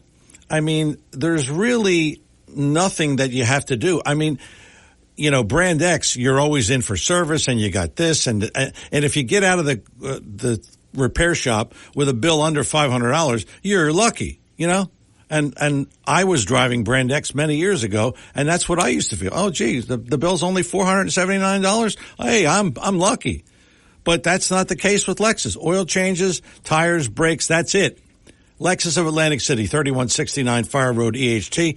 Online at aclexus.com, aclexus.com. Check out those SUVs. And if you want just a regular old sedan, well, then you do what I'm doing. The LS 350. That's the finest car there is on the market today. Lexus of Atlantic City, 3169 Fire Road at EHT. Tell them you heard about it here on Talk with a Purpose. We are coming back with more of the show after these words. I'm Seth Grossman for LibertyandProsperity.com. Traffic backs up a lot on Atlantic Avenue in Margate and West Avenue in Ocean City these days. These streets now have only one lane of traffic in each direction instead of two. Woke Democrats in Washington and Trenton call this a road diet. They bribe towns to do this by paying for new streets. They want to punish people who use cars. They hate when Americans are free to drive where and when they want. They want us to live like we're in China. This is against our Constitution. But who complains when somebody else pays for something we want? That's why our federal government is now $31,000 billion in debt. Our dollar has less value each day. Learn the details and what we can do about it. Visit libertyandprosperity.com. Help us reach more people. Join our weekly breakfast. Donate what you can to keep us on the air and online. libertyandprosperity.com. The Bernie Friedenberg World War II Memorial will be unveiled in Atlantic City sometime in the near future. The memorial will be located in O'Donnell Park in Atlantic City, in close proximity to both the World War I Memorial and Stockton University. Bernie Friedenberg, a Silver Star recipient for his heroism on Omaha Beach on D-Day, will be honored with this memorial. In fact, the memorial will be unveiled on D-Day, June 6, 2023. Donations for this worthwhile cause are now being accepted. For more information or to donate, contact Bernie Friedenberg World War II Memorial, P.O. Box 652, Brigantine, New Jersey, 08203. Or you can donate online at BernieFriedenbergWorldWar2Memorial.com. We are back here on Talk with a Purpose. Every Saturday 9 till noon, WPG Talk Radio 95.5. 609-407-1450 is our number here in the studio. 609-407-1450. Let's talk to Ginny in Absecon. Ginny, good morning. Welcome to Talk with a Purpose. Good morning to you. What is this, 96 point what? 95.5. 95.5. Okay. Anyway, I got all upset this morning. I didn't hear your voice on a Saturday morning on 1450. Oh, my goodness. Anyway, what I wanted to say is I feel that our country is blessed and in better, safer hands now. Trump and Robert F. Kennedy Jr. Robert F. Kennedy is hitting all the Fox shows. He's all over the place there. I told you, I mentioned, I read his latest book, The Real Anthony Fauci. Oh, my God. This guy has a bibliography that won't quit. He's got facts, dates, times, everything. Fauci ruled our country, and certainly, you're next. They let him do it. Yeah, they let him do it. The government let him do it. Yeah, and it was just absolutely wrong. But anyway, I feel that our country would be safe in the hands of Robert F. Kennedy. My parents and grandparents are going to turn in their grave because they never voted for Republicans. But he's a conservative now. Yeah, I find that kind of unusual because, his family is Democrat. Yeah. Oh, yeah. But listen, I would love to see Trump back. I would love to see Donald Trump. Donald Trump has the strength. He's a better speaker.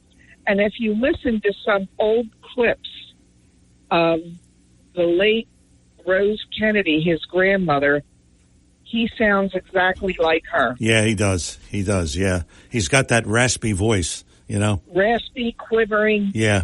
It's almost a weak voice. Yeah. And Trump is a thunderously good speaker. Trump grabs your attention right away. Trump has always been entertaining. And I try and watch as many Trump rallies I can because I want to see what's going to come out of his mouth. I think he's funny. Yeah, he is. I think he's funny. And I had the privilege of working for his first wife. She was wonderful. And a lot of things you don't hear about the Trump family. There was a cocktail waitress who lost her husband, and she was expecting, in a tragic motorcycle accident. The Trumps paid off her mortgage and paid off her car payments. Wow. You don't hear this. No, you don't.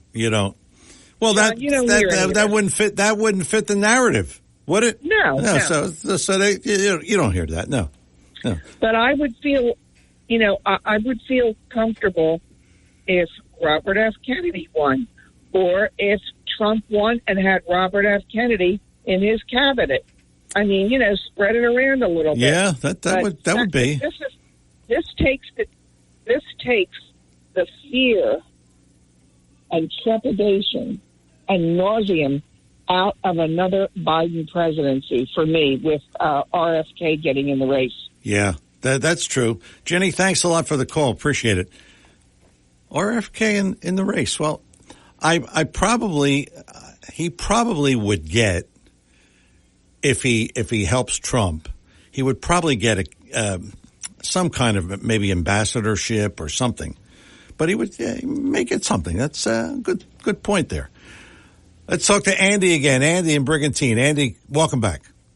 Yes, before I was so rudely interrupted by that break. Well, radio. We have to break at certain times. Believe me, I know it.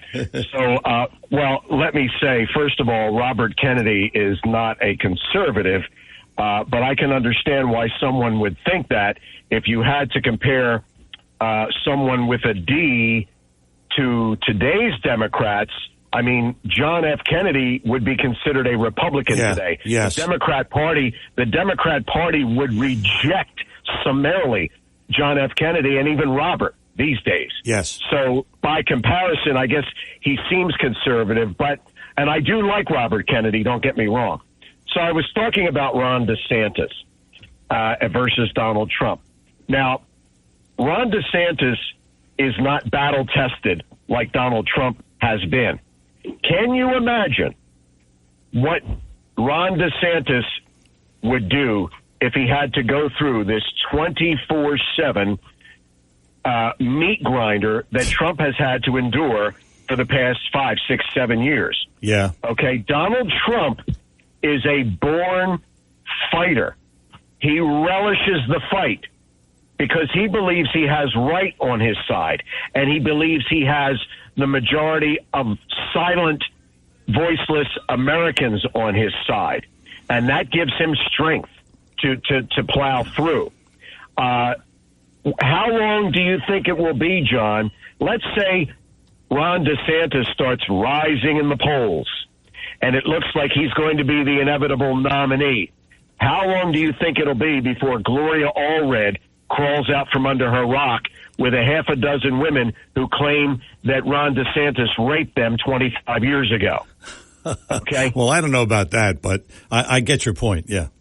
Okay, but look at what they did to Herman Cain. The man was squeaky clean. His whole life, never a scandal. All of a sudden, all these women start popping up, and as soon as he dropped out of the race, the women went away. Yeah. Well, if those women had been so scarred by Herman Cain because of what he allegedly did to them, why would not they still pursue the charges? Why did they go away after he dropped out of the race? Because it was all fake. Yeah. It was all meant to get him to drop out of the race. Now, so let's more about Ron DeSantis. My cousin posted on Facebook this multicolored post. You know, the transgender colors, the pride colors. Yeah. It says, if you have to make laws to hurt a group of people just to prove your morals and faith, then you have no true morals or faith to prove. And then she goes on to talk about how Ron DeSantis is evil and all of this. And I engaged her and some of her friends in this conversation on Facebook. Ron DeSantis, this don't say gay bill, the word gay is never even mentioned in the bill. I know that. I don't know where that came from, but no, it's not at all. Well, it came from the media who twist it that way in order to instill fear. Yes. Okay? Yes. So the bill is about protecting children from being exposed to things that they are too young to understand. Period. End of discussion. Okay? But this is amazing, John. Think about this, how they're able to spin things. They will put inappropriate textbooks in a classroom of kindergartners or first graders. And then when someone suggests we remove those books in order to protect the children because they are too young to understand those things, then that person gets accused of wanting to ban books. Isn't it brilliant how they're able to do that so easily? I mean, the pretext, let's put something in there that's so radical that once the guy tries to remove it, then we can accuse them of wanting to ban books. Yeah. It's a setup. Yeah. It's a setup every time. It is. I'm interested, Andy. What do you think of Whoopi Goldberg? Well, Whoopi Goldberg is human filth. I mean, let's be honest. I mean, you know, Whoopi Goldberg and Joy Behar, she was flapping on the other day about how Tim Scott doesn't know about being black. He doesn't. Yeah, I mean, these people, like she does. Yeah. A rich white woman from the left coast who spent her whole life as a white Jewish woman, but she knows all about black struggles. I mean, give me a break. Give me a break. So I don't even waste my time. And honestly, if I was dating a woman and found out she watched that show, I would break up with her in a nanosecond. So would I. Can imagine. So would I. So now let's look at this transgender stuff and Target and all of that. Think about this. I posted this the other day. So Target, Disney, Bud Light, the North Face, right? Yeah. Follow me now, John. I think it's pretty good. Americans have marched peacefully and patriotically with our capital, with an A, to let our voices be heard. Remember what Trump said on January 6th? Yes. About marching. He said marching to the Capitol with an O, meaning the building. We are marching peacefully and patriotically with our capital with an A. We are taking our money elsewhere, and we're letting our voices be heard. Yeah. These companies are all suffering. Now, think about the position that teachers are being put into who have to teach this stuff to their kids. Yeah. John, if you spoke to a little girl or a little boy in a park about the kinds of things that are in these textbooks that are being taught, you'd be arrested. Yeah, that's right. You'd be arrested. Yep. You'd be a pedophile, and you'd have to sign up as a sexual predator for the rest of your life. We are turning teachers into basically sexual predators, like pedophiles, by they are essentially being forced to do the same thing that you or I would be arrested for. That's right. That's right. That's right. How is this even happening? But this movement, and I don't know if you've heard about this, John, but there has been a movement over the past couple of years. There has been a decline in the number of teenagers who are coming out as gay. No, I didn't hear that. I didn't hear that. There has been an increase in the number of teenagers coming out as transgender. Now, do you think that's a coincidence? The thing is that transgenderism is now a fad. It's cool. Yeah. It's hip to be transgender. Yeah. So now let's just do it. And look at the money, this Dylan Mulvaney, look at all the attention he's getting. And he's not coming out as a woman. He's not a woman. He acts like a 10-year-old girl. He's behaving like a 10-year-old girl. Yeah. With his little dresses and the way he behaves. You know, there's something wrong with these people. And listen, I'm like you. Live your life. That's right. Don't force, your rights. My rights don't begin where you're getting offended begins. My rights don't end where you're getting offended begins. Andy, my rights begin where you're being offended begins. That's right. Because that's the whole point. I have a right to feel the way I do and say what I wish. And if you're offended, that's the whole point of the First Amendment. That's right. If everyone agreed, there'd be no reason for a First Amendment because it's so stupid. Andy, we got to run. Thanks a lot for the call. Good call. It's just... I knew when I said to him, what do you think of Whoopi Goldberg? I knew I would get that response. Bob, hang on there. Andy was a little long-winded, so we'll get to you after the break. Talk with a Purpose is the show, Saturdays 9 till noon, WPG Talk Radio 95.5. I'm John DeMasi. Good to have you with us. We'll have a few more minutes of lively discussion, and then Joe Yakovich coming in at 11 o'clock with some good financial advice, and maybe he'll talk about his winemaking. Who knows? I mean, you never know. And it's endless what Joe Yakovich can talk about.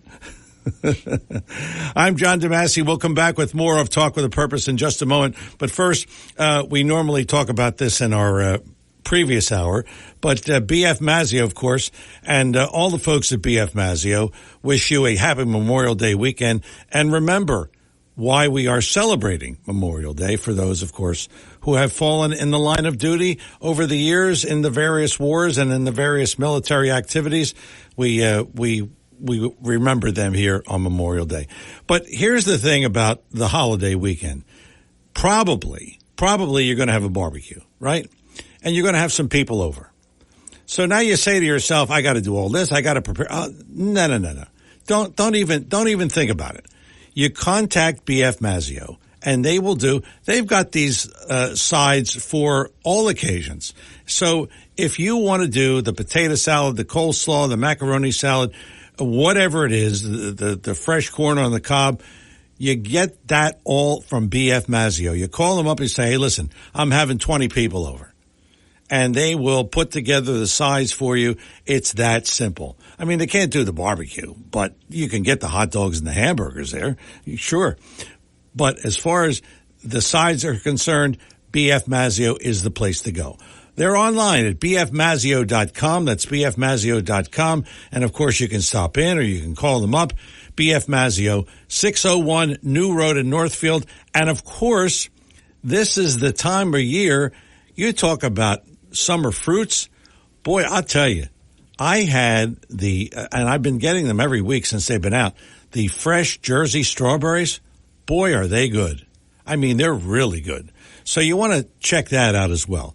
They have all the summer fruits and all the summer produce, and all of that stuff is right there under one roof. BF Mazzeo, 601 New Road in Northfield, and online at bfmazzeo.com. Do yourself a favor and call them up and have them do the holiday sides. What, do you want to work? No, of course not. It's a holiday.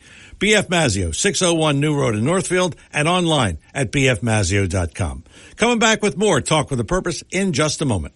The market is up. The market is down. I know from day to day, there's a fair amount of volatility. You worry, I worry. We all worry, but not so much when you have a sound financial plan that doesn't depend completely on the market. Hi, I'm Joe Yakovich with this Money Minute. You'll find some real insights in my new book, The Heart of Your Money, Inspiration for Financial Wellness. In this book, I explain in detail how I approach financial planning, retirement, insurance, and many other topics. For a free copy of my book, The Heart of Your Money, simply contact my office at 856-751-1771. That's 856-751-1771. Or you can email me at jyakovich@brokersifs.com. I'm Joe Yakovich with this Money Minute, and thanks for listening.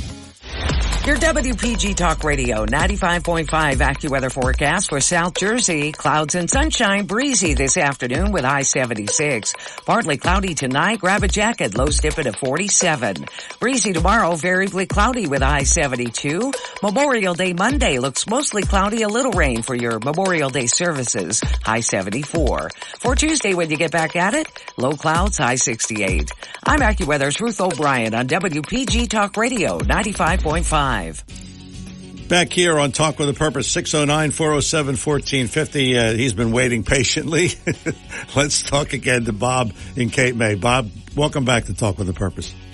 Hi, John. Just a couple things I want to make clear here that need to be clarified. Okay, the wall that Trump started building, give him all the credit in the world for trying to build the wall. However, you build a wall around your house and it's only 70% complete, you don't really have a wall. Right. And there was an opportunity to get the Trump agenda passed in 2016. He had huge political capital. He could have appointed, at his choosing, the Speaker of the House. He went for Paul Ryan, who ultimately stabbed them in the back, who withheld funding for the wall because he didn't want the wall. And again, who do we blame for that? Do you blame Paul Ryan, or do you blame the person that had the ability to get rid of Paul Ryan? One point. Another point here, the COVID situation. Okay, the COVID situation, the way COVID was handled federally, in many ways was a disaster. It was a disaster for our economy, for our kids, for schools being shut down. And we had a contrast of how it was handled in Florida and how the governors, particularly in the Northeast, were allowed to totally mismanage it. And in large part, it was due to Anthony Fauci and Dr. Birx. And who were they? They were not. If they were not appointed by Trump, they could have been fired by Trump. That's right. And even the great Rush Limbaugh said this. He said Trump's picking of personnel is puzzling. Now in Florida, Governor DeSantis had a Secretary of Health, or the Surgeon General of Florida, Dr. Labido, a black fella who's brilliant. And they listened to the real science that was coming out of Stanford University back in April of 2020. Dr. Jay Bhattacharya, he came up with the evidence that COVID was it was very transmissible, but not as lethal, and that it really only was lethal toward a very small segment, the very elderly. Yes. And DeSantis took that information, and he kept Florida open for the most part. Children kept going to school in Florida. So, that's the truth about the COVID response. And finally, handling the media, Andy kind of made my point with the do not say gay bill. Yeah. DeSantis absolutely beat the hell out of the media when they were trying to distort that. Yes. I don't know if you recall that. I do. I do recall it, yeah. He did pretty well with handling the dishonest media. But again, look, I keep emphasizing the point. we're allies here. We're on the same team. You're right. We're on the same team. Right. It's like, in a Second World War, all of a sudden England and the United States decide to beat each other up instead of going after the real bad guys. Yeah. So, But anyway. All right, John. Okay, thanks for the call. Have a good weekend. All right. I just wanted to point out this.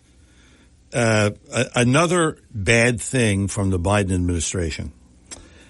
The Biden administration this month cleared a first-in-the-nation plan to tax driving in New York City. Despite years of opposition from fellow Democrats in New Jersey, cameras will read the license plates of drivers entering Manhattan, and the city's Metropolitan Transportation Authority will send them a bill currently estimated to be $23. Okay? So now, if I'm going to see a Broadway show and dinner in New York, I got to tack on $23. What, are they kidding me? The MTA will use the expected $1 billion or more in annual revenue to fund public transit in the city. Okay. Believe it or not, Governor Phil Murphy, Senators Cory Booker, and Robert Menendez are all against it. So they're saying it's a money grab. Well, it is.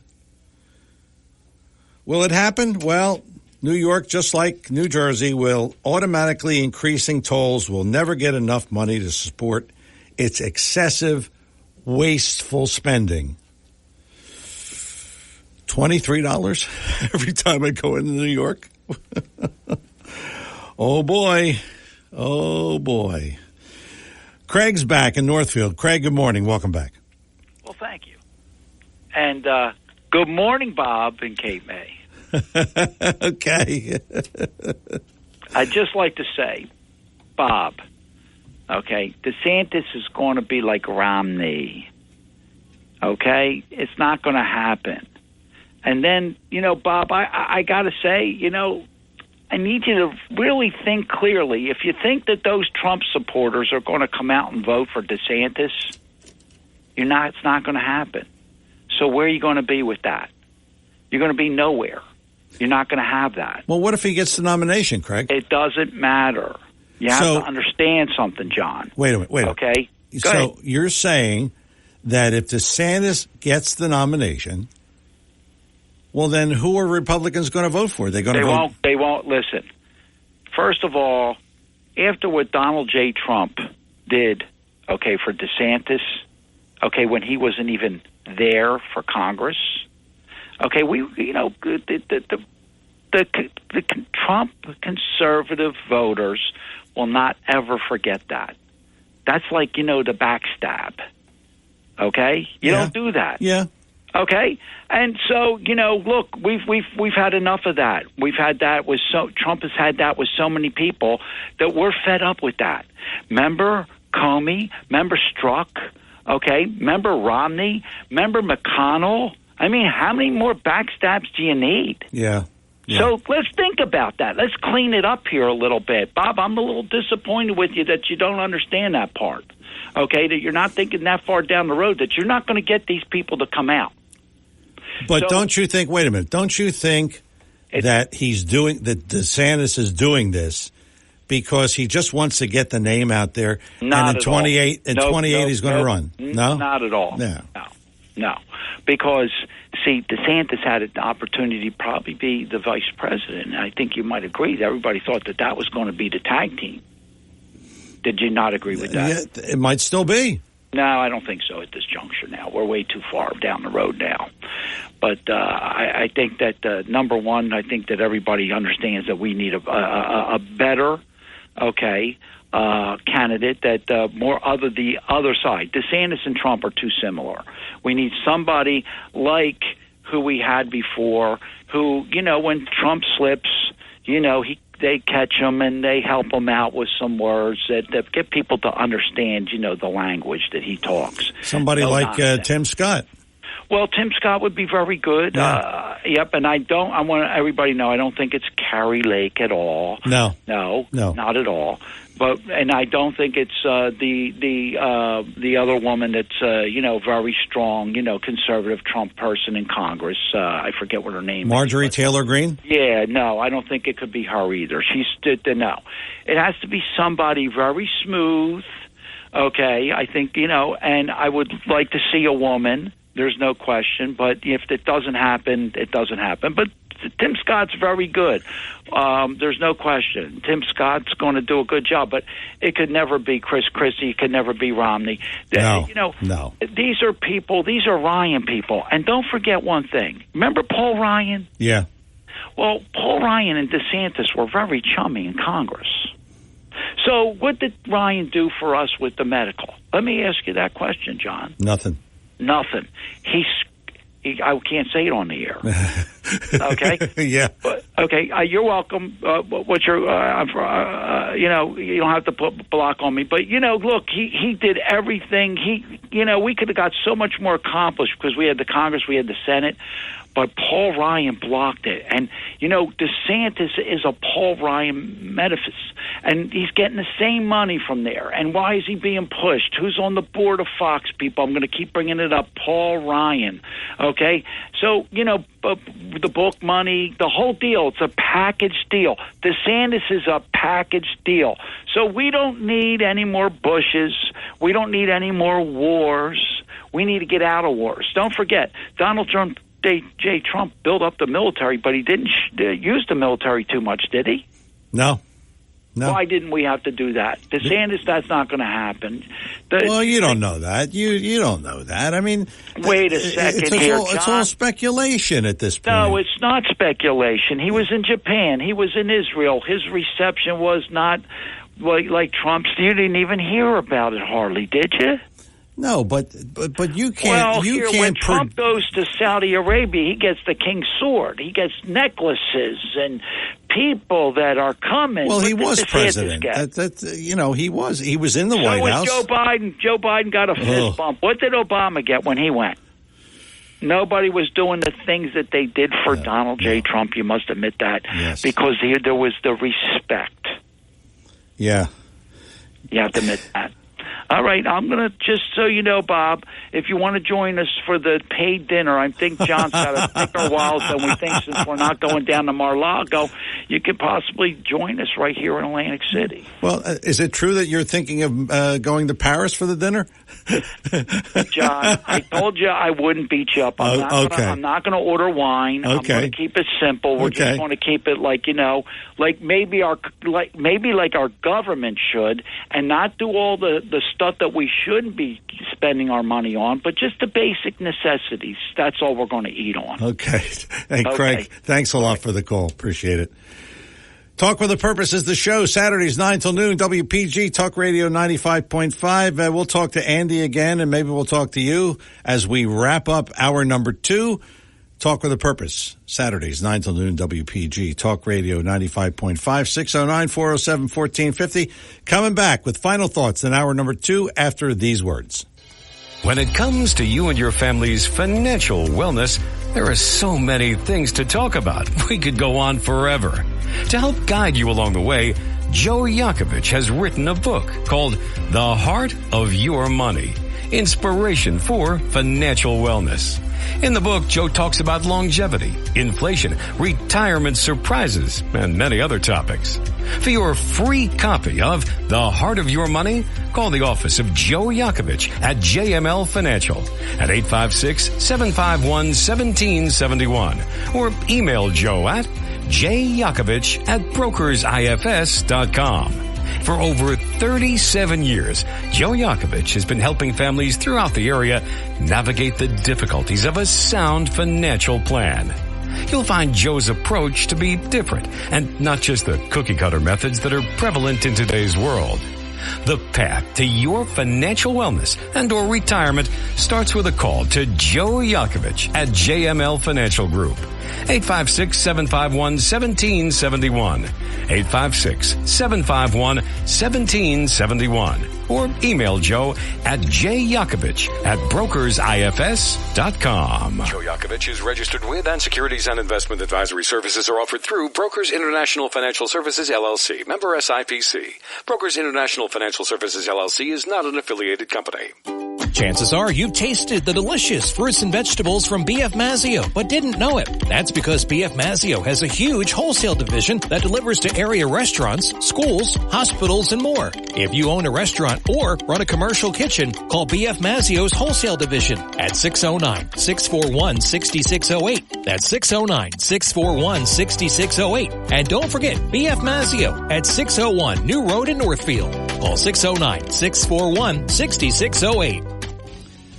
And we are back here on Talk with a Purpose. If you missed any of today's show, you got it tomorrow.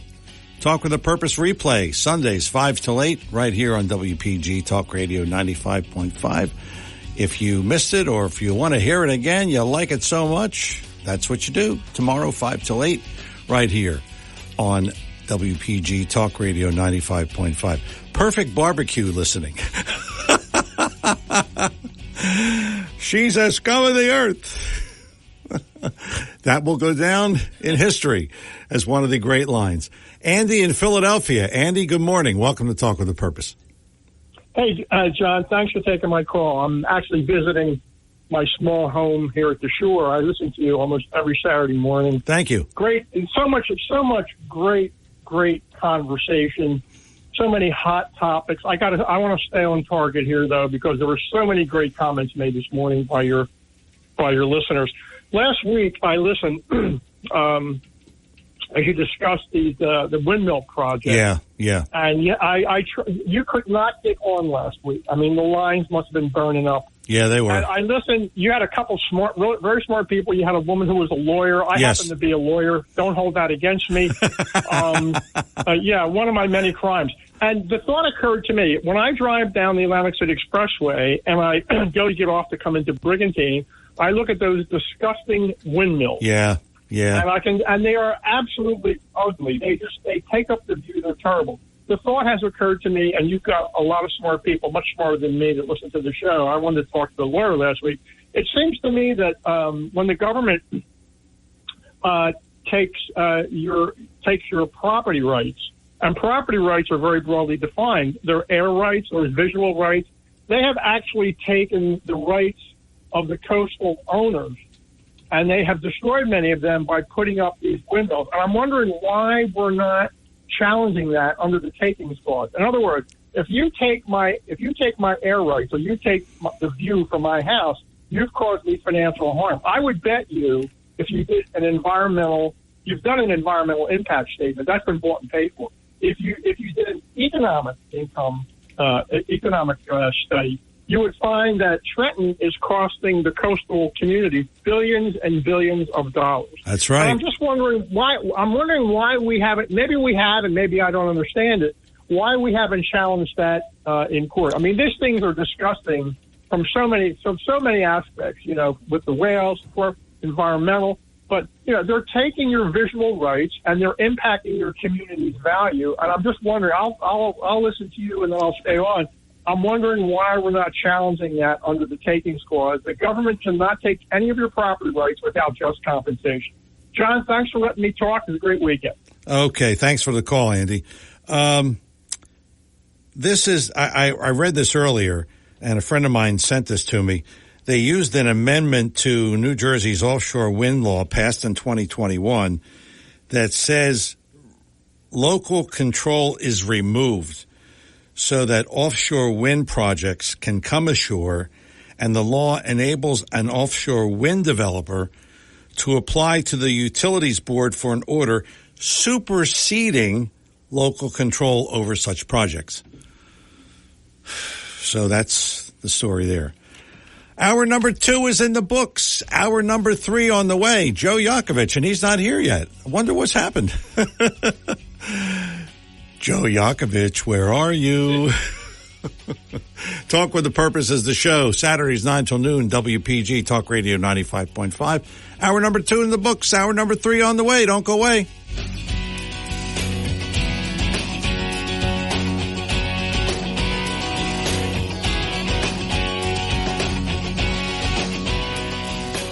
.5 FM and 1450 AM WPGG Atlantic City, WENJ HD3 Millville, a Town Square media station.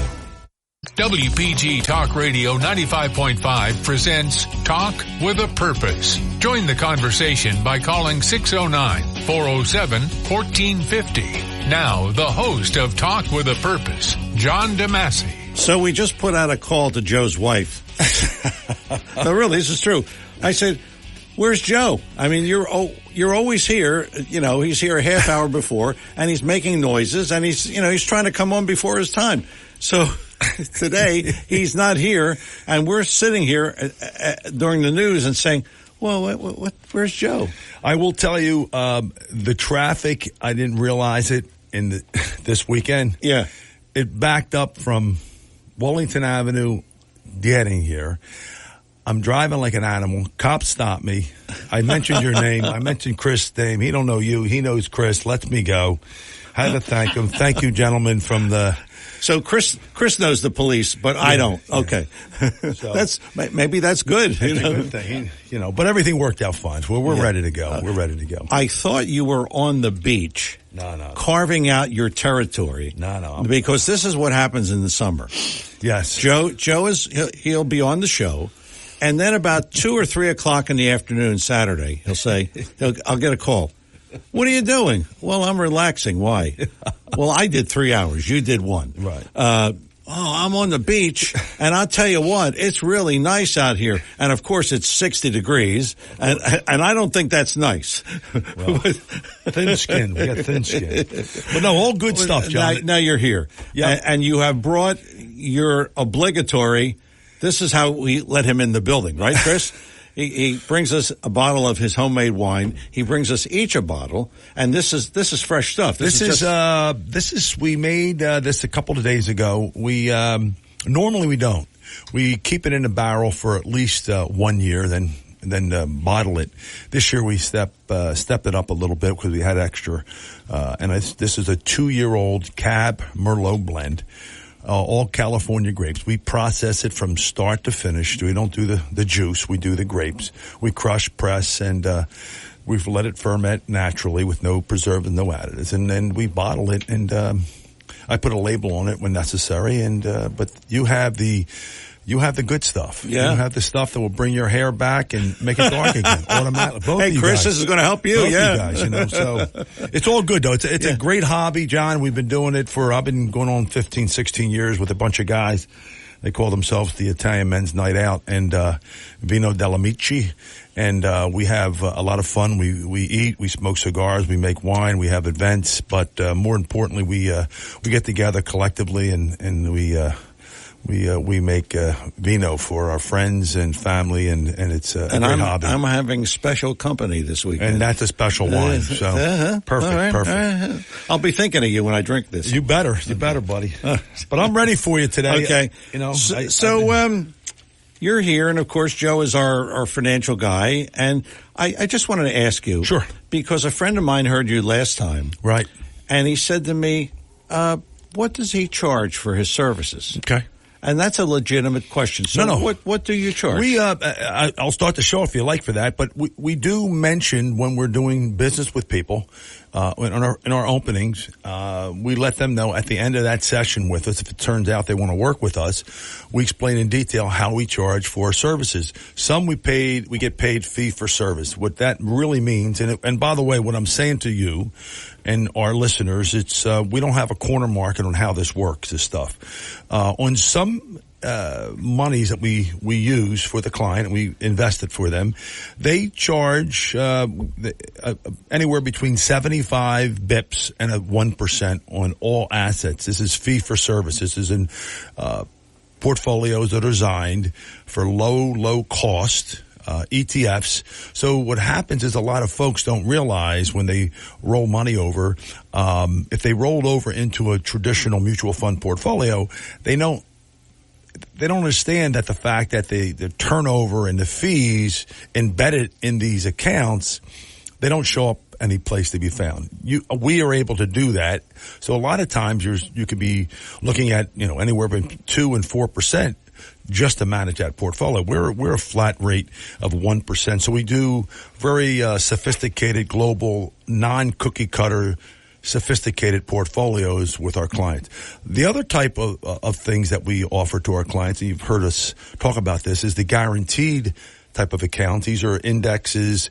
These are annuity types of vehicles and life insurance. These are compensated by when you invest the money, the company itself pays us the commission, not the client itself. So that, and it's no different than if you bought an automobile policy or homeowner policy, it's built into the cost of the deal that you're getting set for yourself. So they're the two ways that we do this. The difference of what we find it's a little bit unique is because we don't do one thing, John. Yeah. It's very macroeconomic. We're looking at multi things for the client. We're looking at income strategies. We're looking for cash flow strategies. We're looking for legacy strategies. We're looking to make sure they never run out of income and such. So for us, we play a different tune because of my license. I'm securities license Series 7, and I'm also insurance licensed with a long background in that business. So when you put both of those things together, it makes your conversation with the client completely unique. So we're not just one arm paper hanger that just doing manage money, which is fine. But I realized early in my career that used to work in the beginning, but more things to start to come out, meaning people wanted income. They didn't want to worry about the risk and, the stress of having to watch their money, so to speak, like hungry bulldogs. When you have a person that has an income strategy or have a pension plan or a Social Security plan that's in place, and believe it or not, John, last week, I'm going to give a shout out to Steven, and he was he called in from the show and we met. Great guy. And, he had good, situations that worked for him in terms of income. Everyone's different that I talk to. It really is amazing. And he's a happy guy. People that have a lot of money and don't have these type of guaranteed accounts that are going to get each and every month tend to be a little unhappy. And the reason why, they have to watch the market. And I have a list of things they're going to have to watch. I mean, these are consumers telling me and reading the information. It's pretty upsetting. So they're unhappy because they have to be concerned about everything that you're talking about on your show. Yeah. And you hear, I've been listening to it coming here, even though I got stopped and they let me go using one of my cards, but that's another story. But, and they knew, and what's happening. I'm listening to your folks on the radio, and do they have income strategies? Are they understanding what's happening in our environment with inflation, taxes, layoffs, and these type of things? And it's, you get this mixed media information because everybody says we're living paycheck to paycheck. Yeah, but not the top 75% of the people that we talk to, John. Yeah. You'd be surprised. Yeah. The media wants to hype it up. Oh, they live paycheck to paycheck. I think a lot of people, they're still spending money because of the COVID situation. They're getting money from their interest and dividends. They're getting no longer 0.2% from a CD. Now they're getting 5%. So they're spending that money because you and I would agree. I mean, you go out to the restaurant today, it doesn't look like a recession to me. Yeah. So that being said, you really have to see what's going on and open your eyes to us around it. Okay. We'll remind you that this is Talk with a Purpose, Saturdays 9 till noon, WPG Talk Radio 95.5. Our financial expert is here, Joe Yakovich. Joe is JML Financial. His website, jmlfinancialgroup.com. And the number here in the studio, if you want to talk to Joe, 609-407-1450, 609-407-1450. If you have a financial type question for Joe or whatever, feel free to call 609-407-1450. I just want to touch on this. Sure. So I bought a life insurance policy from you. Correct. And it's built into the cost of it? Correct. So I don't pay anything to you. No. I just pay every month to the insurance company. And then what it does, it delivers, it delivers either a cash flow or a cash value for you if you wanted to need and touch the money or take any of those dollars out, and also a death benefit for the rest of your life. So again, everyone, including you, is different. Every person I talk to, you need to look at the three really pillars when you're dealing with planning today. See, John, it's no longer, I think people have this misconception. I try to make it simple, which we'll talk about that today. But if you think about it, John, if you don't just have a plan of action, you're in trouble. You need to have a plan. Yeah. It's no different if you sailed across the ocean to another, part of the world. You need a chart, a course, no matter what you say and what. We use GPS. Our GPS is called guided planning strategies. It's no different than a GPS on your phone or your car. That's right. You need to go from point A to point B. What is the most efficient, effective way to do it? Talking to the clients. And speaking of, okay, John's on the line. John, hey, John, you're on with Joe Yakovich. Good morning. Yeah, good morning. I'm waiting for him to come out with the Ponce de Leon Fountain of Youth Vino. Johnny, I was waiting for you today. You wouldn't make my my holiday without hearing your voice, brother. That's cool. I'm glad to hear that. Now and then you hear about regular people who win the lottery. I get laughed at. They say, "Do you really expect to win?" I said, "Why would I spend $10 at a time to buy lottery tickets if I didn't expect to win?" Yeah, as negative as I come across, I am that $5 million mansion on the beach kind of guy.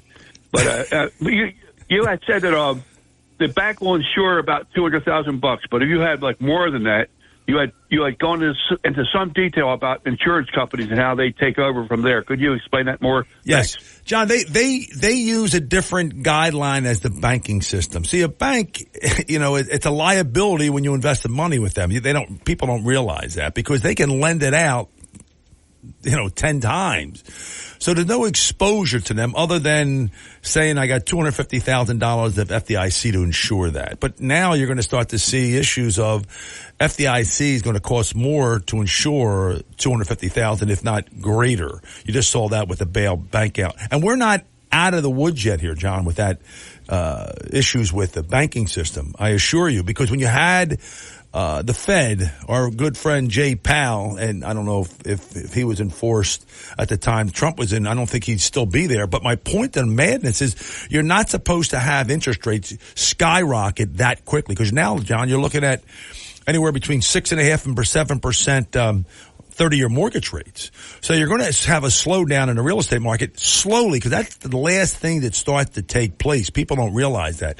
But you also have another problem, John, with these high interest rates on commercial real estate that are embedded with pension plans and 401ks and portfolios. There is going to start to show up on the radar screen of some people. So insurance companies, when you make an investment in insurance companies, they have to have at least 95% equity, dollar for dollar, on hand for them to not only take the money in, but also insure that dollar.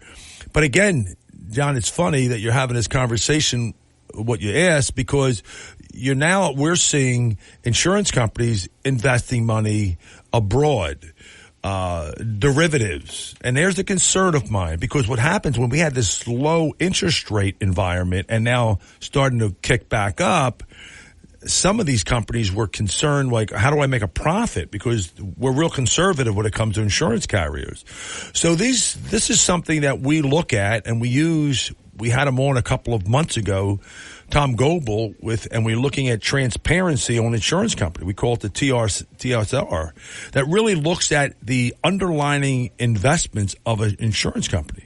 So when we use different insurance companies, we are looking at the financial strength of some of these companies deeper than the average person that you might be working with.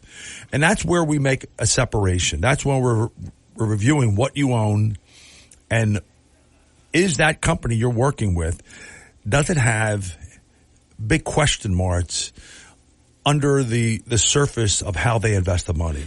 We find these things out and we address them. And then you yourself, as a consumer, says, no, I want that company because of the financial strength. So again, we're looking at companies that are fraternal, that have been around for a long, long, long time, and they invest very prudently.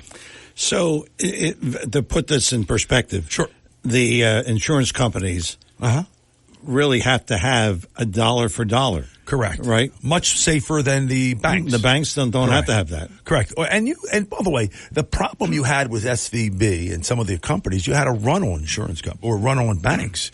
And when you had a run on banks, people get nervous. Even now, John, I get people saying to me all the time, I'm concerned because I have too much money in the bank. Should I move it? And I say, well, yes, let's move it over here or spread it out and what have you. But remember, you're it's funny because we were getting less than 1%. Even now, getting checking accounts are so minimum. But when you're seeing a CD at 5, inverted curve, that is 5% on a 1 month or 6 month CD, and you have a 5-year or a 10-year, you have it at 3%. That's not supposed to happen. So what's happening right now in our country, it's a lot of manipulation going on. And they're manipulating in such a way that they're not telling us the truth on a lot of different things. And when we start to feel that we're getting concerned, we go to another bank or go to another place. We use big insurance companies, big conglomerate ones that we look at, and we do that purposely because I don't know what's going to happen in the next 5 or 10 years. No one does.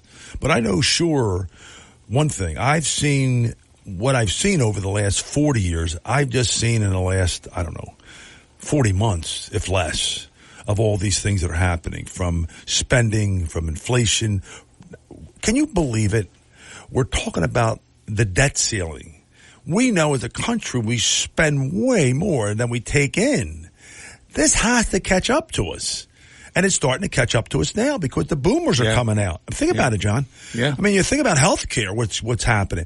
People don't really, when you start to put everything on paper and what you have to pay. And by the way, federal taxes is one thing. Yeah. But you have state, municipality, and you were mentioning it before I got on about $23 to New York. Try to park your car in New York for under $100. I mean, I'm just getting you have to wake up. Taking a train is one thing, but you try to drive there and park. Well, it's ridiculous. It is. Okay, we are going to take a break here. It is Talk with a Purpose, Saturdays 9 till noon, WPG Talk Radio 95.5. I'm John DeMasi with Joe Yakovich. He's our guest and he's our financial guy, and he's here to talk to you about your finances. 609-407-1450 is our number here in the studio. 609-407-1450. We're coming back with more with Joe Yakovich after these words. Joe Yakovich is registered with and securities and investment advisory services are offered through Brokers International Financial Services, LLC. Member SIPC. Brokers International Financial Services, LLC is not an affiliated company. When it comes to you and your family's financial wellness, there are so many things to talk about. We could go on forever. To help guide you along the way, Joe Yakovich has written a book called The Heart of Your Money, Inspiration for Financial Wellness. In the book, Joe talks about longevity, inflation, retirement surprises, and many other topics. For your free copy of The Heart of Your Money, call the office of Joe Yakovich at JML Financial at 856-751-1771 or email Joe at jyakovich@brokersifs.com. For over 37 years, Joe Yakovich has been helping families throughout the area navigate the difficulties of a sound financial plan. You'll find Joe's approach to be different and not just the cookie-cutter methods that are prevalent in today's world. The path to your financial wellness and or retirement starts with a call to Joe Yakovich at JML Financial Group. 856-751-1771. 856-751-1771. Or email Joe at jyakovich@brokersifs.com. Chances are you've tasted the delicious fruits and vegetables from B.F. Mazzio, but didn't know it. That's because B.F. Mazzio has a huge wholesale division that delivers to area restaurants, schools, hospitals, and more. If you own a restaurant or run a commercial kitchen, call B.F. Mazzio's wholesale division at 609-641-6608. That's 609-641-6608. And don't forget B.F. Mazzio at 601 New Road in Northfield. Call 609-641-6608. Joe Yakovich is with us here on Talk with a Purpose, and if you would like to reach him during the week, 856-751-1771. That is his number, 856-751-1771. And you can check him out on the web, jmlfinancialgroup.com. That's jmlfinancialgroup.com is the website. Check it out. But if you want to talk to him any further in private, that's what you do. You call him during the week, 856-751-1771. There's one thing I wanted to add to that, John. We started up, we have it on our website, but you can actually go into the Heart of Your Money podcast. Okay. Michael and I, we started podcast. We have probably 20 of them, maybe give or take, right in the can. We started last week. We're going to start doing them again every other week, and I think you'll really enjoy the subjects. And by the way, it's a 15 for you because you and I are a little ADD. We didn't take the Ritalin when we were supposed to. In any event, the subjects vary, and we'll discuss it right in the beginning of the show: inflation, taxes, consumers' issues when it comes to distribution planning, a lot of different subjects. It's 15, 20 minutes tops, no more than that, and I think you'll find it quite interesting and thought provocative. No politics, just money. Okay. Well, you're here. We don't talk politics. We just talk money. Right. All right. So what does it mean to retire simply? Explain what this is, and you have 3 areas here you want to talk about. Yeah, well, John, been in the business for 40 years. You start to analyze their process on how they think. Think about it. I mean, I've been in this for 40, and I didn't start out dealing with just 30-year-olds. When I got in the business some years ago, 40, I was dealing with 70-year-olds and 80-year-olds. So our thought process when we started back then was just dream it. Think of all the freedom you have when you retire. Going to the days of the meetings, the drive to work, the possibility you used to have, if you were lucky. And for the next chapter, we want you to enjoy the money that you have put together. So retirement is not just going to happen. It's a dream, and we have those type of conversations. What are your goals? What are your dreams? What would you like to see happen in retirement? And this is not the day before you walk in retirement. These are questions I start to have with people, a couple of years out. The other thing is we map. When would you start? I would say 5 years out, John. If we can get 5 years in before we meet somebody, we at least prepare that conversation. What's going to happen? What's it going to look like? Are they going to work? I mean, I got I got looked at with this dirty look from a wife that worked, just retired. Husband was still working, younger than him or her. And when I said to the wife, I want, Ken to work part-time. She was like, no, he wants to, I want him home. And he looked at me. She couldn't see his face, but it wasn't a good face of, I can't wait to, be with my wife every day, 24/7. And I wasn't going to put those words in his mouth, but you can tell by the body English. I said, you just do something part-time and whatever it may be. So just be aware of that. Are you able to be with somebody 24/7 around the clock? And that's a concern. You're in the marriage counseling, right? Yes, a little bit.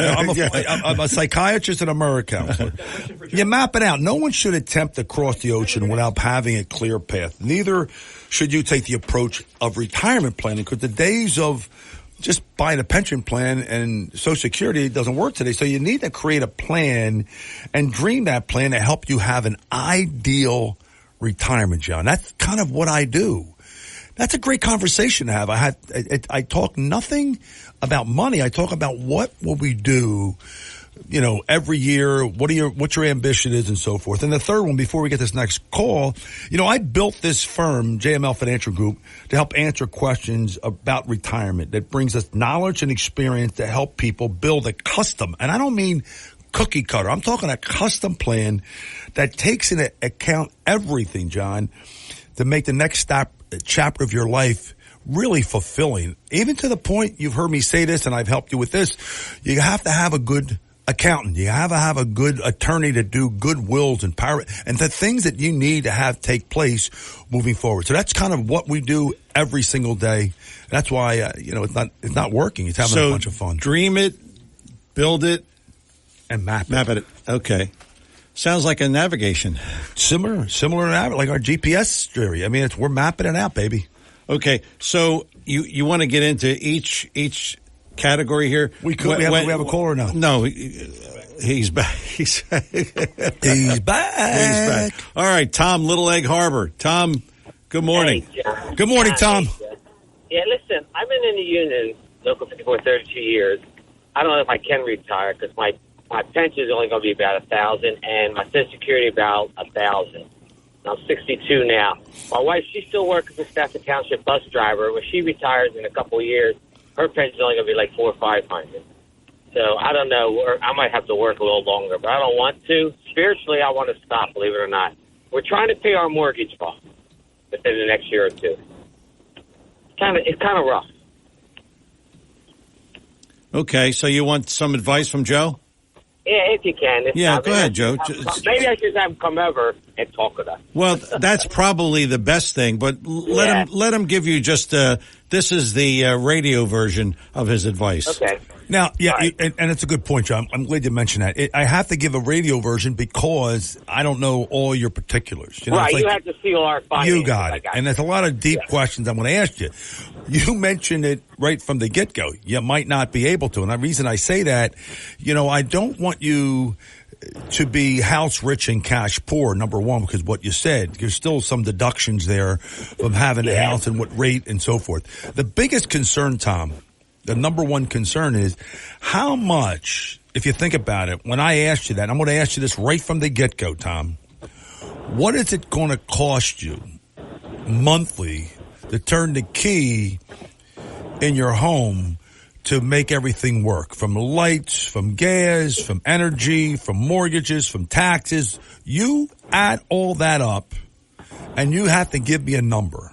Forget about the inflationary number. Forget about everything. I need to know that number because that's the number I'm going after, like a vengeance. I need to understand how that number can be satisfied. So when we do any type of plan, I don't care how much money you have or what you have. Correct. So I need to make sure we address that income strategy. Now, if you're telling me you're 30 years old, Tom, we have a runway that's perfect for you to do and take all the time in the world. But my runway, because of your age, is cut, brother. I mean, it's cut. We got to clear the trees. I'm sure you see some of the movies we've seen with Tommy Cruise. Can you clear those trees? I don't know if I can clear those trees. Well, that's the concern. Do you work? And I say this to everyone, and I don't mean this to be disrespectful, so don't think I'm saying this to you. But at the end of the day, I have to say to you, eyeball to eyeball, belly to belly, this is a tough fight we're going to have. I need to make sure that you can at least fund your lifestyle. Everything else and above that's on you. That's why I tell people, work part-time. So if you're telling me you're out in the yard or you're out doing concrete, which I saw these guys next door to me doing concrete, I said, I used to do that 35 years ago. You're not doing this today. No. Listen, Tom, I was picking up some weeds the other day and before I went to the gym and I did some cutting grass, I said, I felt pretty good. About an hour later, I thought I was crippled. I said, what happened to me over here? I'm thinking all the working out, this is supposed to be good for me. And I'm like, my back is killing me. So, but my point to this, what I want to make sure your but your listeners are listening to you is make sure we come up with an income. You got to say, Joe, this is what I have to turn the key in my home. Then we play off of that. You just told me just to throw out like 2,500. If you're telling me the turn that key is 3,000, then you got to keep on working. I don't want to tell you that, but I'm not afraid to tell you that. I'm straight up with people. I'd rather you tell you now than tell you, oh, by the way, Tom, you're 82 years old. What are we going to do? We can't put you back to work at 82. I'd rather you're still vibrant. Well, is there anything you can do for him? I mean, based on what he just told you. It depends on, like his pension plan, yes, eventually.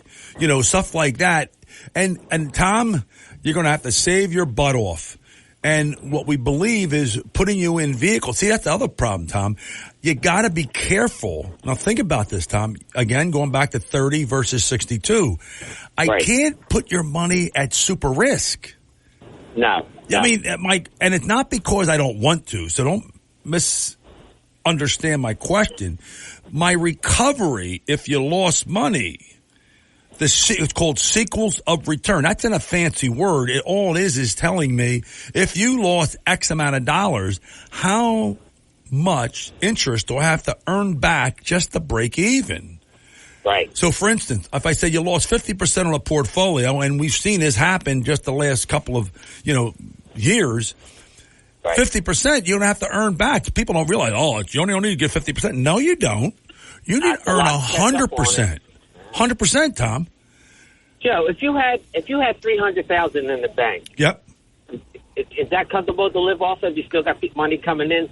We have no car payments. I don't have that much in the bank. I got pretty much, maybe almost 100. Well, I'll tell you what the thing is, Tom. The biggest concern of you and me with the 300, whatever that made, we can make sure you get an income for the rest of your life. The question becomes, this is the crappy part of my business.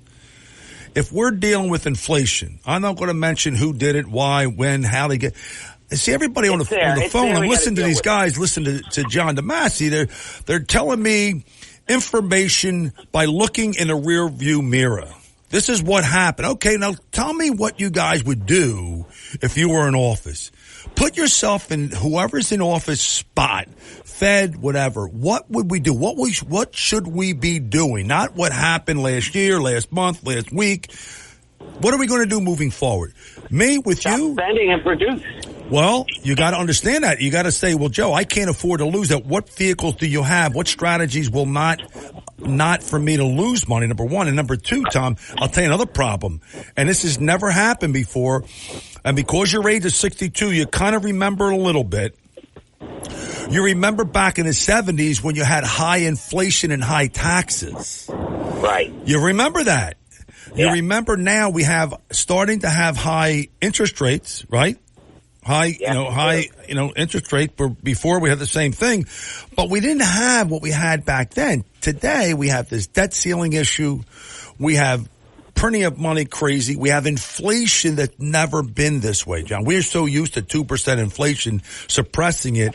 Now inflation is, think about it, your money's cut in half within half a dozen years.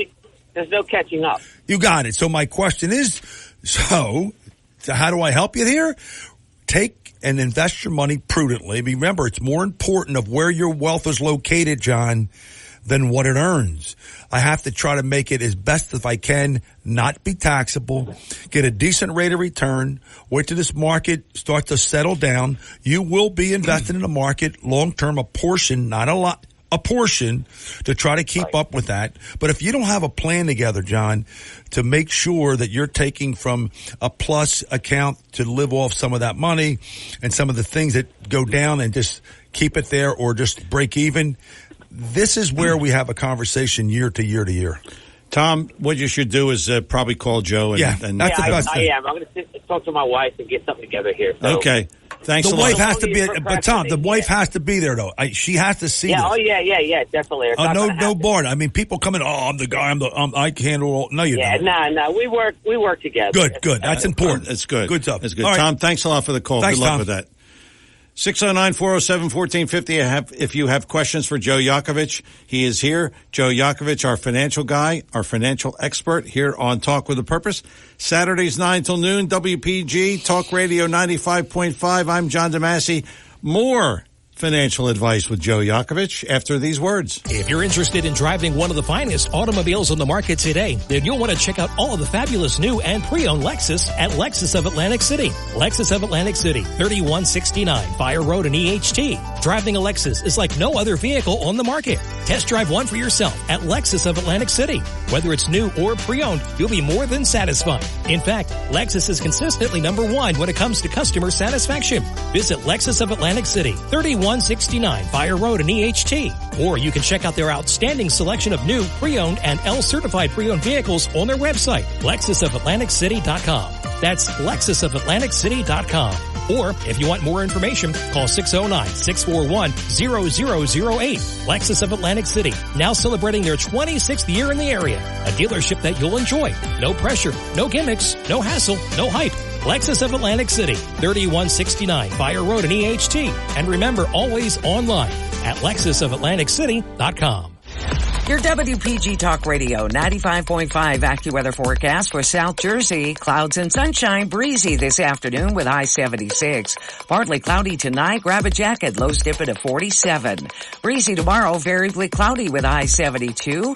Memorial Day Monday looks mostly cloudy. A little rain for your Memorial Day services. High 74. For Tuesday when you get back at it, low clouds, high 68. I'm AccuWeather's Ruth O'Brien on WPG Talk Radio 95.5. Back here on Talk with a Purpose, our guest, Joe Yakovich. Joe is JML Financial. His website, jmlfinancialgroup.com. And if you would like to reach him, as you heard Tom say, we'll be contacting him. The number to reach Joe during the week, 856-751-1771. 856-751-1771. And if you want to call him on the holidays, so what? Joe will talk to you. All right. Because you'll get him started and you'll, just what he does, It's like he'll call me and say, hey, what'd you think of the show? And that's okay. 856-751-1771 is the number. It's Joe Yakovich, JML Financial. And again, the website, jmlfinancialgroup.com. We got some time left here on the show, and if you want to talk to Joe right now, 609-407-1450. So when you say retire simply, and that's a nice phrase, but you want to elaborate on that and make it, a little more clear to us what you mean, retire simply? Yeah. Because retirement doesn't seem simple. Well, for me it is, but when I sit down with some people, John, and I do this constantly. We're always talking about growth and safety. So if you have a plan to prepare for this storm ahead, and we're looking at major storms ahead, don't kid yourself. And if you want to work, and you've been working pretty much all your life, and you want to enjoy the fruits of your labor, and you want to live to the fullest ability, what we believe is really, like I said before, have a plan. So all the days of collecting Social Security and a pension, sitting on a porch, thinking your money's going to last as far as, you may think it's going to take you, that's done. That's an old school plan, and people are still using that philosophy because the people they're working with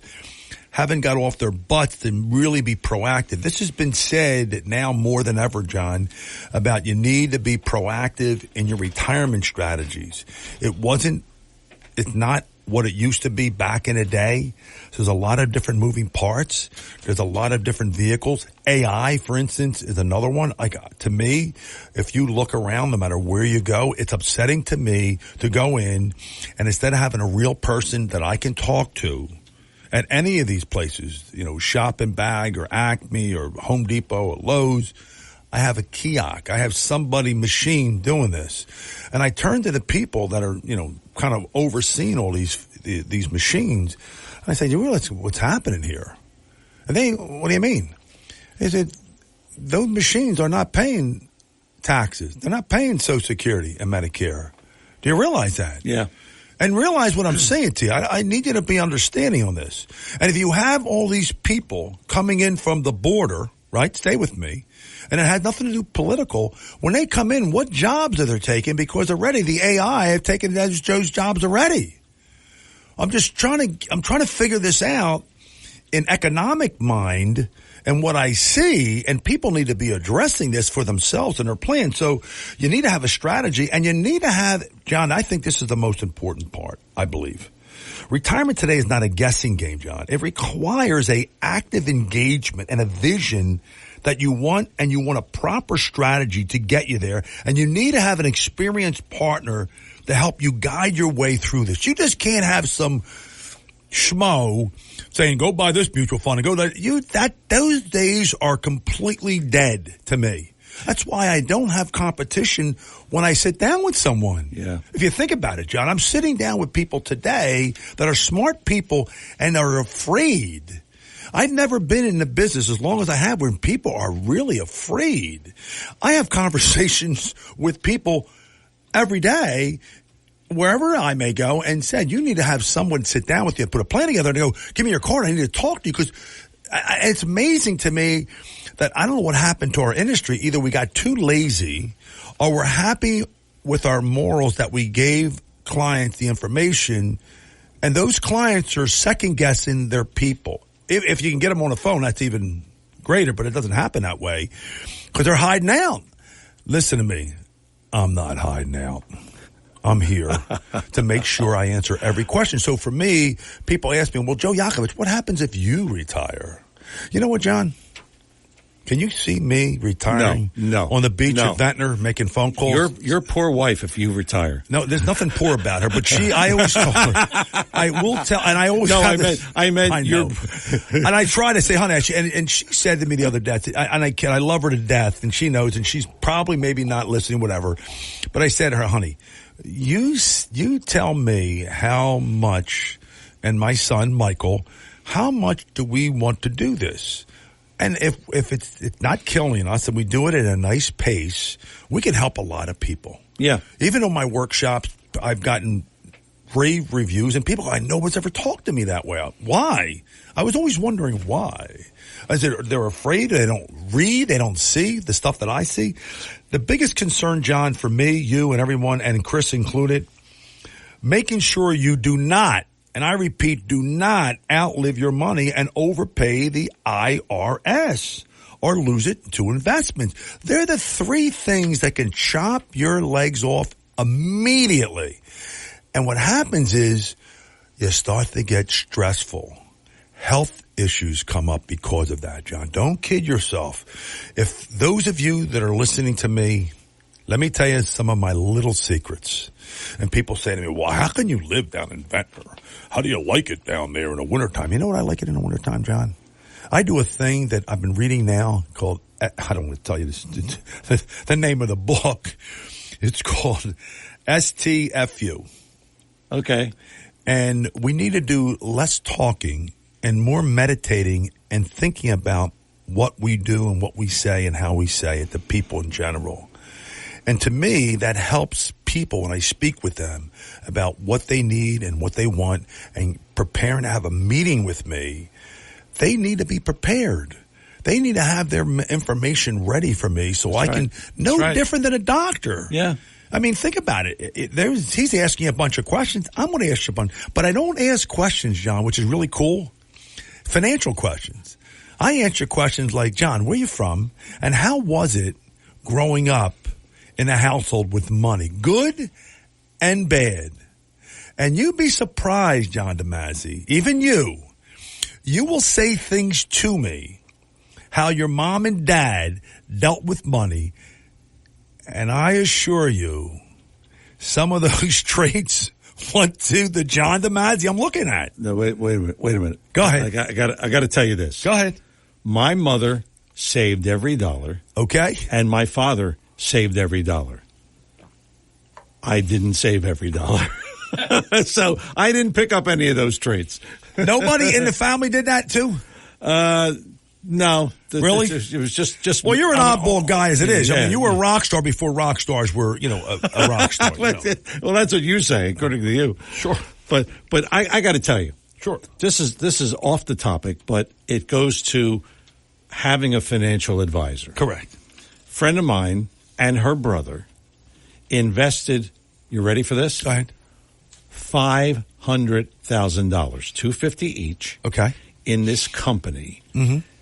that lent money to businesses that can't get credit elsewhere. Okay. Yeah. High risk. Good business. High risk. Yes. I mean, really. We call them loan sharkers from where I'm from, but that's okay. Yes. They invested this money and made a killing. And guess what? Good or bad? No, bad. Really? The company, fraud and all this stuff, and happens, and they lost it all. And the principals in the company are going to jail. John, you realize how many things that we are, and I hate to say this, but if you don't do the due diligence on these little Ponzi schemes yes. and rich quick schemes, yes. I mean, it's out there everywhere. So you really have to have, right now, people ask me, where would you invest your money? Well, listen to me, folks. You need to have companies, if you're investing in, you need to know a little bit about them. You need to understand earnings, profitability of a company.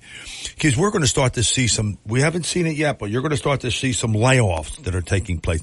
And the people that get laid off now, you think they're going to be back to work quickly. I'm afraid of not. No. That's not the case here. They're going to come back a lot slower. Like the commercial real estate and the real estate market. It takes to make that transition, what's been happening where the market went straight up, to have that pullback. It's not going to happen overnight. It's going to happen slowly because of what's happening. So there's a lot of things people made these assumptions that were going to happen when 20 or so years ago when interest rates were really low and we didn't have the baby boomers. And we didn't have the healthcare problem, and we didn't have people living really a long time and getting better and never realizing, we can save a lot of people if they follow these steps that we're going to put it in front of them. Totally different, and because of all these people, when I say in general, the boomers and the Generation Xers, just to let everyone know, in the next 15 years, and I cannot stop this, 150 million of us are going to be over the age of 65. If you think we got problems now with Medicare and Medicaid, you haven't seen anything yet. Yeah. So we need to build that conversation in. That's why I use what? Life insurance with ADB riders, where if you use it for obviously living a long time for a death benefit, but that A stands for acceleration, where you can actually use that policy purposely for long-term care. I'm not saying you have to use it for in-home. I'm saying someone can come in your home and take care of your business. And I think that's so important. That's a void that no one's talking about. And a simple reason, because it's complicated. It's a subject you got to have. And for me, because I'm fiduciary, I have that conversation almost up front and say to you, well, how do you feel about that? And what would happen if that happened to you? Silent, John, silent. It's almost too funny. But what you're dealing with, so that people understand, sure, you're dealing with solid companies, correct, or guarantees, correct, or any of those things. Not like my friend did with this. Correct. This is nonsense. Yeah, you know what it is, John? Today, the game has changed. It really is. I mean, people can Google me, Google companies. The most difficult part for me, and this is what I believe that has made me successful, besides hard work, besides me working on Saturdays with you. So you understand, not everyone works on Saturdays like a kook like I do. I'm not telling you straight up. This isn't work. I love this. Well, yeah, but you understand, I have to prepare. I'm up at, you're up at 4, I'm up at 6, makes it, and I'm preparing even for this show and other days that I prepared myself. But remember, when I'm preparing, I'm mentally preparing, and people need to understand you also have to turn that off. Meditation is one of the things I do, and that's why I went to Ventnor. I mean, I sit on a beach, and believe it or not, you're not going to believe this, John, I actually am quiet for about an hour. Wow. Whoa. I got to see that. And after an hour, I go, I got to call John DeMazzi, because I know he's not ready for me today. But when I talk to you, I'm always having a great conversation no matter where I'm at. Now, sometimes where I'm, you're riding down on AC Expressway. Yes, I am. He knows, you got my lingo down. Yeah. But we have great conversation about certain things. And I know you're well read, even for your show. You come here very much prepared. And for us, we can do this. Not everyone can do this. So that's why I'm always saying this to people. Do you do something? Do you be an Uber driver? Do you drive a bus for school? Whatever it may be, get out of town or get into a groove of not just sitting at home every single day, and have a goal, have a hobby to do the things you really enjoy to do moving forward in the future. Because if you read about things like in general, all of a sudden you're 30, all of a sudden you're 40, you're 50, you're 60. You're 70 and you're going, what the hell just won't happen here? What did I do? Where did the time pass? So for us, we want you to be proactive. We want to for you to be happy like we're happy for you. And the only way I can get people to be happy and stressless is really sitting down with them. Seriously. Take your gloves off, get ready to sit down and get serious about your... You know what really perks me, John? Which is really... I still scratch my head and I go, what am I missing here? People will spend more time taking a vacation than actually sitting down with someone like me. Yeah. Someone like me. And will spend an hour or two with me, because I'll spend an hour or two with a person to get everything on the table here for them, to be able to look at the next 25 or 30 years of their plan. What happened here? What am I missing? I still can't understand that. All right, we'll pick up that thought. We are coming up on the end of the hour, so we're going to wrap this up in a couple of minutes. Final thoughts with Joe Yakovich on Talk with a Purpose every Saturday, 9 till noon. WPG Talk Radio 95.5. Still have time for a question, 609-407-1450. I'm John DeMasi with Joe Yakovich. Final thoughts after these words. When it comes to you and your family's financial wellness, there are so many things to talk about. We could go on forever. To help guide you along the way, Joe Yakovich has written a book called The Heart of Your Money, Inspiration for Financial Wellness. In the book, Joe talks about longevity, inflation, retirement surprises, and many other topics. For your free copy of The Heart of Your Money, call the office of Joe Yakovich at JML Financial at 856-751-1771 or email Joe at jyakovich@brokersifs.com. For over 37 years, Joe Yakovich has been helping families throughout the area navigate the difficulties of a sound financial plan. You'll find Joe's approach to be different and not just the cookie-cutter methods that are prevalent in today's world. The path to your financial wellness and or retirement starts with a call to Joe Yakovich at JML Financial Group. 856-751-1771. 856-751-1771. Or email Joe at jyakovich@brokersifs.com. Joe Yakovich is registered with, and securities and investment advisory services are offered through Brokers International Financial Services, LLC. Member SIPC. Brokers International Financial Services, LLC is not an affiliated company. Back here on Talk with a Purpose, Joe Yakovich, our guest. And if you want to reach Joe during the week, 856-751-1771. That's 856-751-1771. And the website, jmlfinancialgroup.com. jmlfinancialgroup.com is the website. And my books, you forgot my books. Go ahead. Heart of Your Money book, and which that on Google. You can, check me out on the, that and, some of the other books that are on my website. Please, by all means, no cost. Just, ask for them and I'll ship them out to you. So we have a number of books that we've written for people to help them understand it with taxes, volatility, inflation, and all that fun stuff we talk about. Okay. And you have a banner on the boardwalk. Banner on the boardwalk. Wow. If you go on the boardwalk, the Ventnor Boardwalk, from the end of Ventnor and to Atlantic City, there's banners. And we're on one of the banners on the boardwalk, JML Financial Group, my name and my website and our phone number. So, if you're out there, give us a help. You're big time. Yeah, you're big time, I like that. I like the Ventnor life, the Ventnor life we got. So, you want to end up with this? Yeah, John, I got a couple real quick before we ended up with our final piece. We have a few seconds left. We're looking at unemployment, labor markets, interest rates, volatility, inflation, planned obsolescence. When I talk about planned obsolescence, John, we don't have no control over this EV, AI technology changes, because I just said the kiosk situation. I want us to take advantage of the lower taxes now. So if we're going to make any changes in our portfolios and start to talk about this, we need to start to think about lower taxes now, take advantage of it.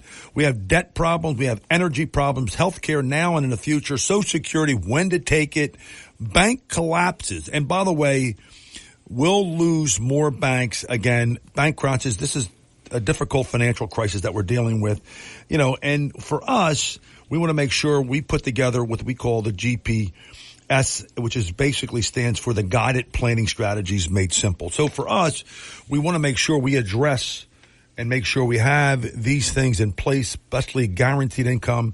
And we talk about this all the time, John, in closing. We don't want to run out of money, ever. We don't want to lose money in the market. We don't want to overpay, and I know you like to overpay the IRS. That's your favorite buddy, which is very concerning with us. And if you want to, we don't want to be a burden on your family. That's a concern of mine, being a burden on your family. And if you want to, leave a legacy. So we're very much focused on those 5 subjects when you come in our office. Because like I said earlier, I'm going to ask you some questions, non-financial, but will set me up to be able to move forward with the client and really allow them to understand this is my plan and this is the plan that we're going to choose on and run down, and I call it going down the bowling alley. I'm the little, what do they call them, the little bumpers? Yes. I'm going to keep in that direction. You're going to go a little bit. So we can't throw it in the gutter. Correct. All right. Exactly. So that's how you not run out of money. Correct.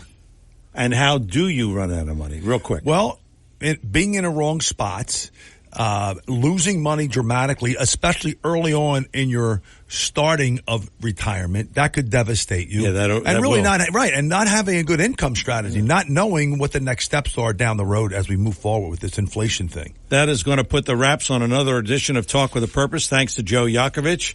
And again, if you want to reach him during the week, 856-751-1771. 856-751-1771. Do me a favor. Call him on Memorial Day. All right? Well, I love Memorial Day. Every day's Memorial Day for us. You'll call me later on from the beach. Of course, I wouldn't have it any other way. And I'll have company, and we're drinking talking your about wine. how much enjoying our wine.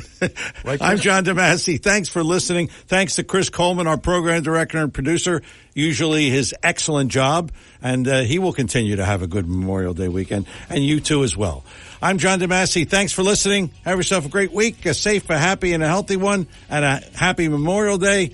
We'll talk to you next Saturday, 9 till noon, WPG Talk Radio 95.5. Take care.